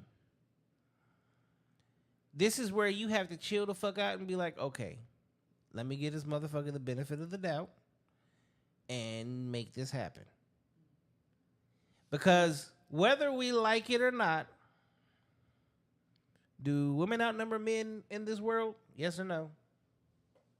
I'm gonna go I with the genuinely yes. don't know the answer to that. I think it is, but A wild guess, I will say yes. Yes, by a lot. By a lot. So as much as the story goes, there's someone out there for everyone? No, there isn't. it's musical chairs. And a lot of these niggas. Not It's musical musical chairs. right? Like You you are gotta get your dating. ass in a seat. Dating is now musical chairs, guys. Yes. Hun- Her you know ass- what? You really That's are true. a pimp. You That's a pimp. You got a pimp mentality. I told you I am the problem because I'm the fuck. She said it's musical chairs. She's like, oh, nigga, I guess it's your turn. Sit down. Go ahead, sit before the down. music cut off. Here you go. The music is still playing. I'm trying to give you a chance. Matter of Right. fact, don't let that music cut off. Cause you out. See, I knew this was going to be fun. See? Oh. I'm glad you have a personality. Good shit. She said musical chairs. That's funny as fuck. I ain't never heard that. Next time, you a cheater. No, it's not. It's musical chairs. Oh, I'm gonna be sick if somebody tell me that. I hope a nigga ain't watching this podcast better and you not end up ever. You know they are. Well, Right. well. you gonna be at dinner. Yeah, so you think it's musical chairs, huh? Like, oh, see, you saw that. Yeah. I was good on it, right? I hope. Like, how can you deny it though? It's like so true. It feels like But that, you know honestly. the crazy part about it is, so let's go back to where we started at. Put 10 niggas in a room.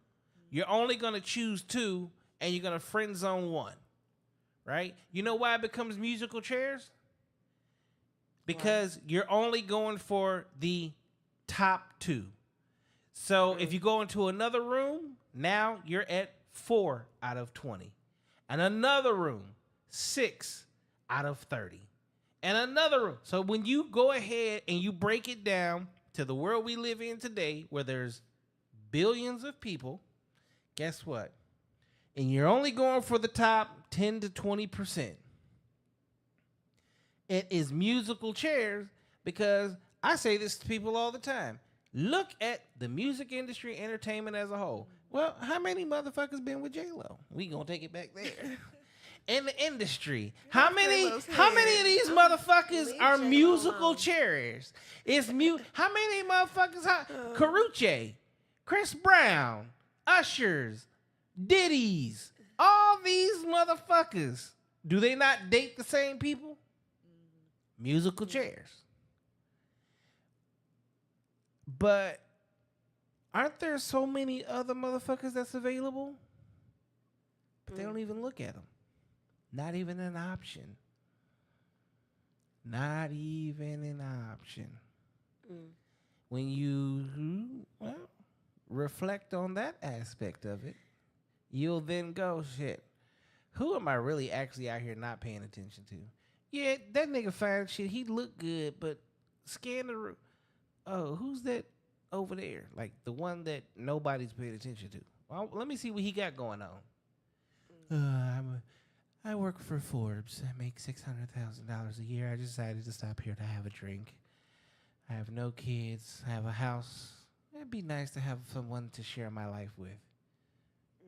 Yeah, it never happens. Because no one. That's the quest for me right now, though. So I'm trying to find this dude that's quiet in the corner. Just go to work, go home, out the way. Yeah, see, that's the thing, though. You know why it's hard to find? Go to, what was the last restaurant we went to? Go to Etta Okay. in Scottsdale. He's usually sitting by himself. Easy to, sitting by himself, having dinner, having a drink. By himself. That's who it is. The other night, well, no, not the other night. It was actually last night. Last night, it was either a choice of Maggiano's or I was going to Ruth Chris. That's what I was telling myself. And I go by my fucking self. Yeah. Aaron, you're weird. Why do you do that? Because I don't need nobody to go enjoy my life. Somebody comes along, it's absolutely amazing. But I'm not actively just gonna throw somebody in place because I don't want to do it by myself. That's the thought process because that's how we are, because we've achieved something in life. When you achieve something, you don't need anybody. Company is wanted, not needed. I'm glad you said that because I've had men that are fearful because I don't need somebody. I'm like, me wanting you is a stronger feeling to me than me needing you. But the difference is, as a woman, you for the most part, the majority of you need love and companionship, and you make it very known because you actually get lonely. We don't. So when you come in and you act more like the I don't homie, think the you nigga, speak it for yourself. There are men that do get lonely. That's why they're on our line asking for our attention, our company. no, niggas want pussy. I can tell you, no ifs, ands, or buts about it. Niggas want pussy. The number one thing that has been the top seller since the beginning of time is you had Sodom and Gomorrah That's a part of it. and Babylon in the Bible. Pussy has always been for sale. Okay? That's a part of it. But y'all As try to men, front. no, You we're definitely not. speaking for yourself. So this goes, and I was gonna come. We Dudes gonna need hugs too. no, we're gonna I've turn had no, but men we're gonna go physically say back. it We're to gonna my go back face. to where we were having the conversation about what you look for in a relationship, which is why I asked those questions, right? Men aren't emotional, and y'all want us to be emotional so bad. But guess what? Yeah, there Some are men emotional. are. Yep, you sure are right, I and they're literally in dated men prison. that cried way No, more than me. they are in prison for the most part. You know why? No. Because when a man is You gotta emotional, catch up to speed with this new generation. No, men that- are soft as fuck now. Okay. thank you, I'm and that's being why you transparent. don't want him. You don't want them. They're emotional. Stop asking for an emotional. Emotional men beat women. Emotional men degrade women. Emotional men are so in touch with their emotions that there's lack of masculinity. You can't be masculine and emotion. They don't go together. Emotional men make stupid choices based off of emotion. I wouldn't shot that nigga because he made me mad. I wouldn't rob this place because I needed that money so bad that it stressed me out. That's an emotional man. Because whether y'all like it to hear it or not, our version of emotion always comes out in one of two ways. He gonna be a bitch and sit there and cry, which makes you lose respect for him. Or he's gonna go to the whole total opposite range and go to the number one thing that we know more than anything, which is violence. That's why you need a masculine man so you can be emotion. You're the emotion in the Maybe relationship. I don't need a man at all because since I've been choosing a man, it's been getting me nowhere, and I've been going in circles. Oh, that's what I always say. The So- Africans got it right. They the Maybe I'll just be motherfucker- gay again. I don't know. Who is gay? Good Lord. That shit ain't working either. Shit, being straight ain't working either. So- no, again, Maybe I'll start back zigzagging. Forget the straight line. listen to what I'm Ain't saying. working. Taller, stronger. You have the list. You have now a guideline. If he doesn't meet that criteria, leave him the fuck alone. That's the difference. Stop going for men that don't meet the criteria.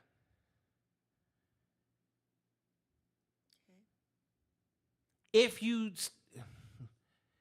stop doing that, you stop wasting your time. Time is the key. Why continually waste your time? Sometimes wasting your time feels so good. Yeah. I mean, that's fair. As bad as that sounds, that's the truth. How much does a rose cost so I can get you one? Don't worry about me, okay? I'm got good skin for a reason.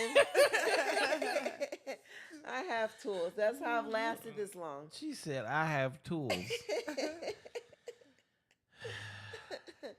I I got options, tools, all that. Stop it though. That's the thing. You know what the bad part Well, it's about better than being out here getting diseases. this nigga's not listening. How about do nothing? Let the right nigga come along. Okay, you don't have to worry about none of that. You don't need a tool. You can't date a tool. It may not feel I'm not about to suffer, okay? Yeah, what? She said, I'm not about to see suffering. you. You already suffering. You've been suffering. That's the problem. That's why you single now, because the suffrage. No, I'm single by choice because Of the I'm suffrage traumatized. you went through. You got traumatized by the suffering of what you went through. See? And then you was fucking going through shit and having way too much fun that has you in a whole nother situation. See the chain reaction? Yeah. Welcome back to the show. Back to the bullshit. Yeah.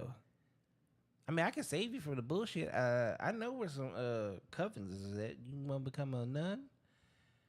No, thank you. Why not? No, it's time to go to bed, y'all. It's past everybody's bedtime. We getting delirious. Yeah, we're done here. We're not becoming a nun. All right. Where can they find you at? You can find me on Instagram at Martina Nicholas _. That's the best place to find my other things. You can find me on TikTok too at Mindfulness from Mars. It's my yoga and meditation page. Mindfulness from Mars. Yep. I thought women was from Venus and men was from Mars. My name Martina has an I association know, with I'm just Mars. giving you shit.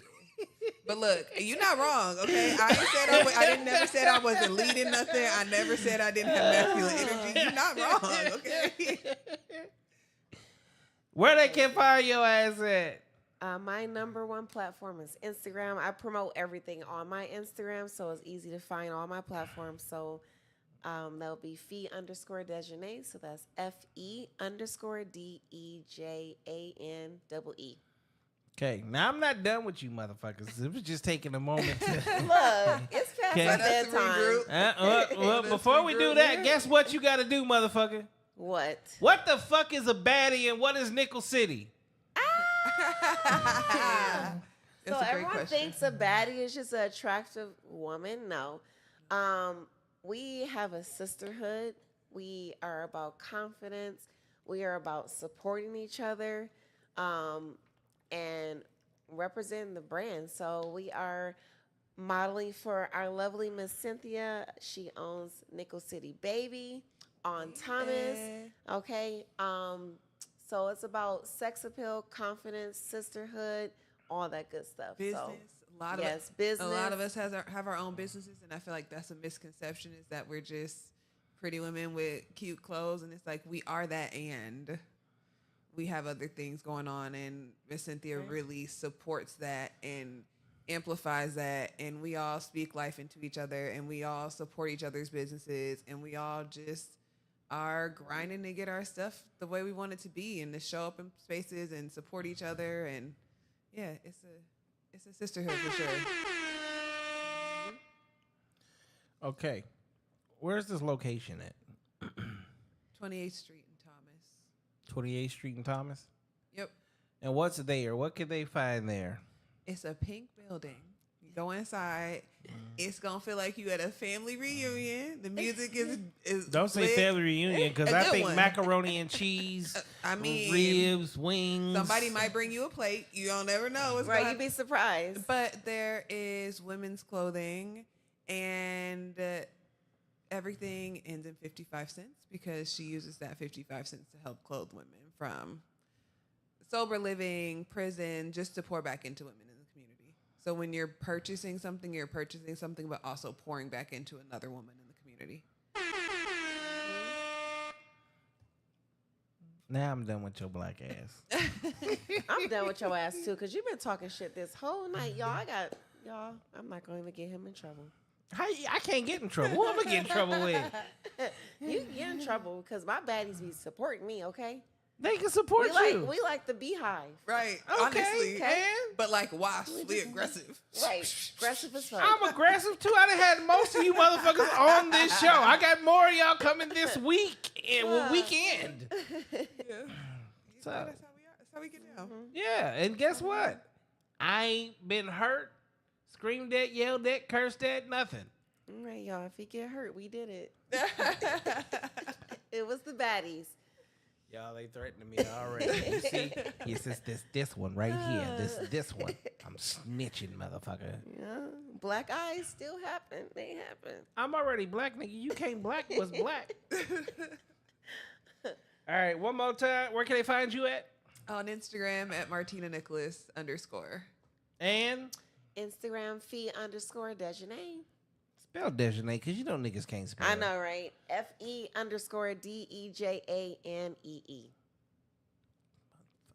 She thinks she French. Oui. All right, ladies and gentlemen. What y'all think of the show? Dun dun dun. It was a blast. Definitely, I would say a little healing. I was It gonna say that feels- too. It feels good to kind of lay your shit out on the plate, let it go, because we hold so many things in. So it's good to relieve that tension, let it go. So, yeah. Glad to hear that. How was the show for you?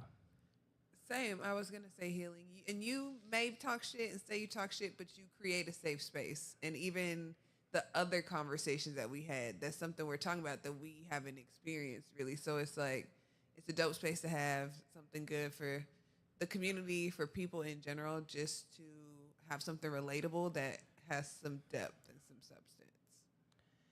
Yeah, I try to be different than everybody else.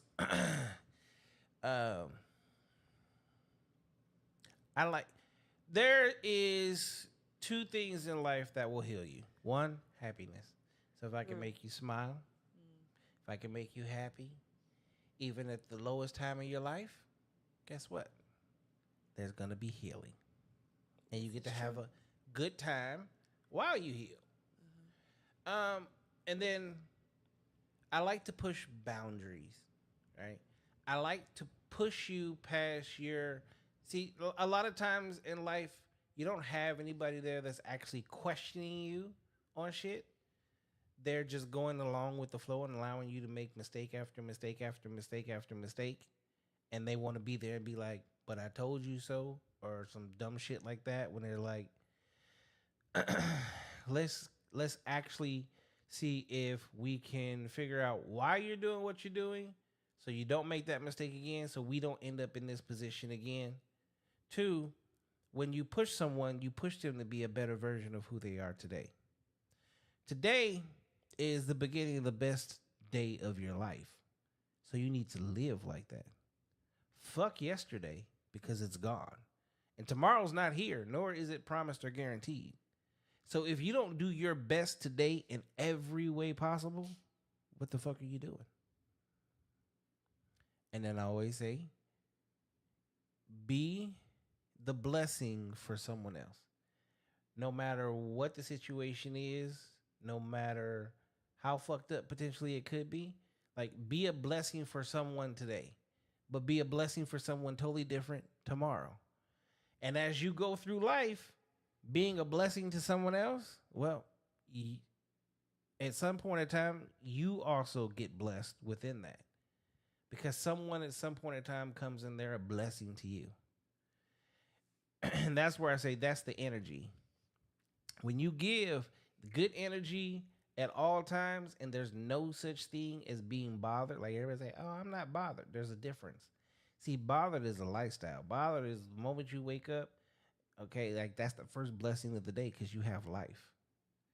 So what you do with the rest of that day will actually dictate what happens with the rest of your life for real. So if that's how you are every single day, nobody can take anything from you. That's how I live my life. That's why I do this podcast. This is fuck me. Even fuck y'all. There are other people that we have no idea who they are that learn something and will potentially make a change in their life, and we may never, ever know. And that's the beauty of this situation, these conversations, and the people that are on my show.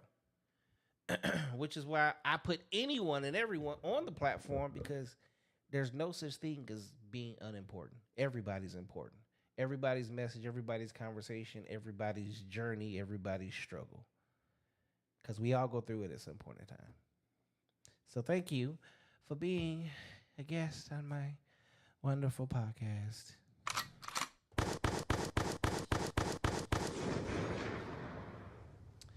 And with that, that's why I say thank y'all for tuning in. But at the same time, fuck y'all niggas. I love y'all to death.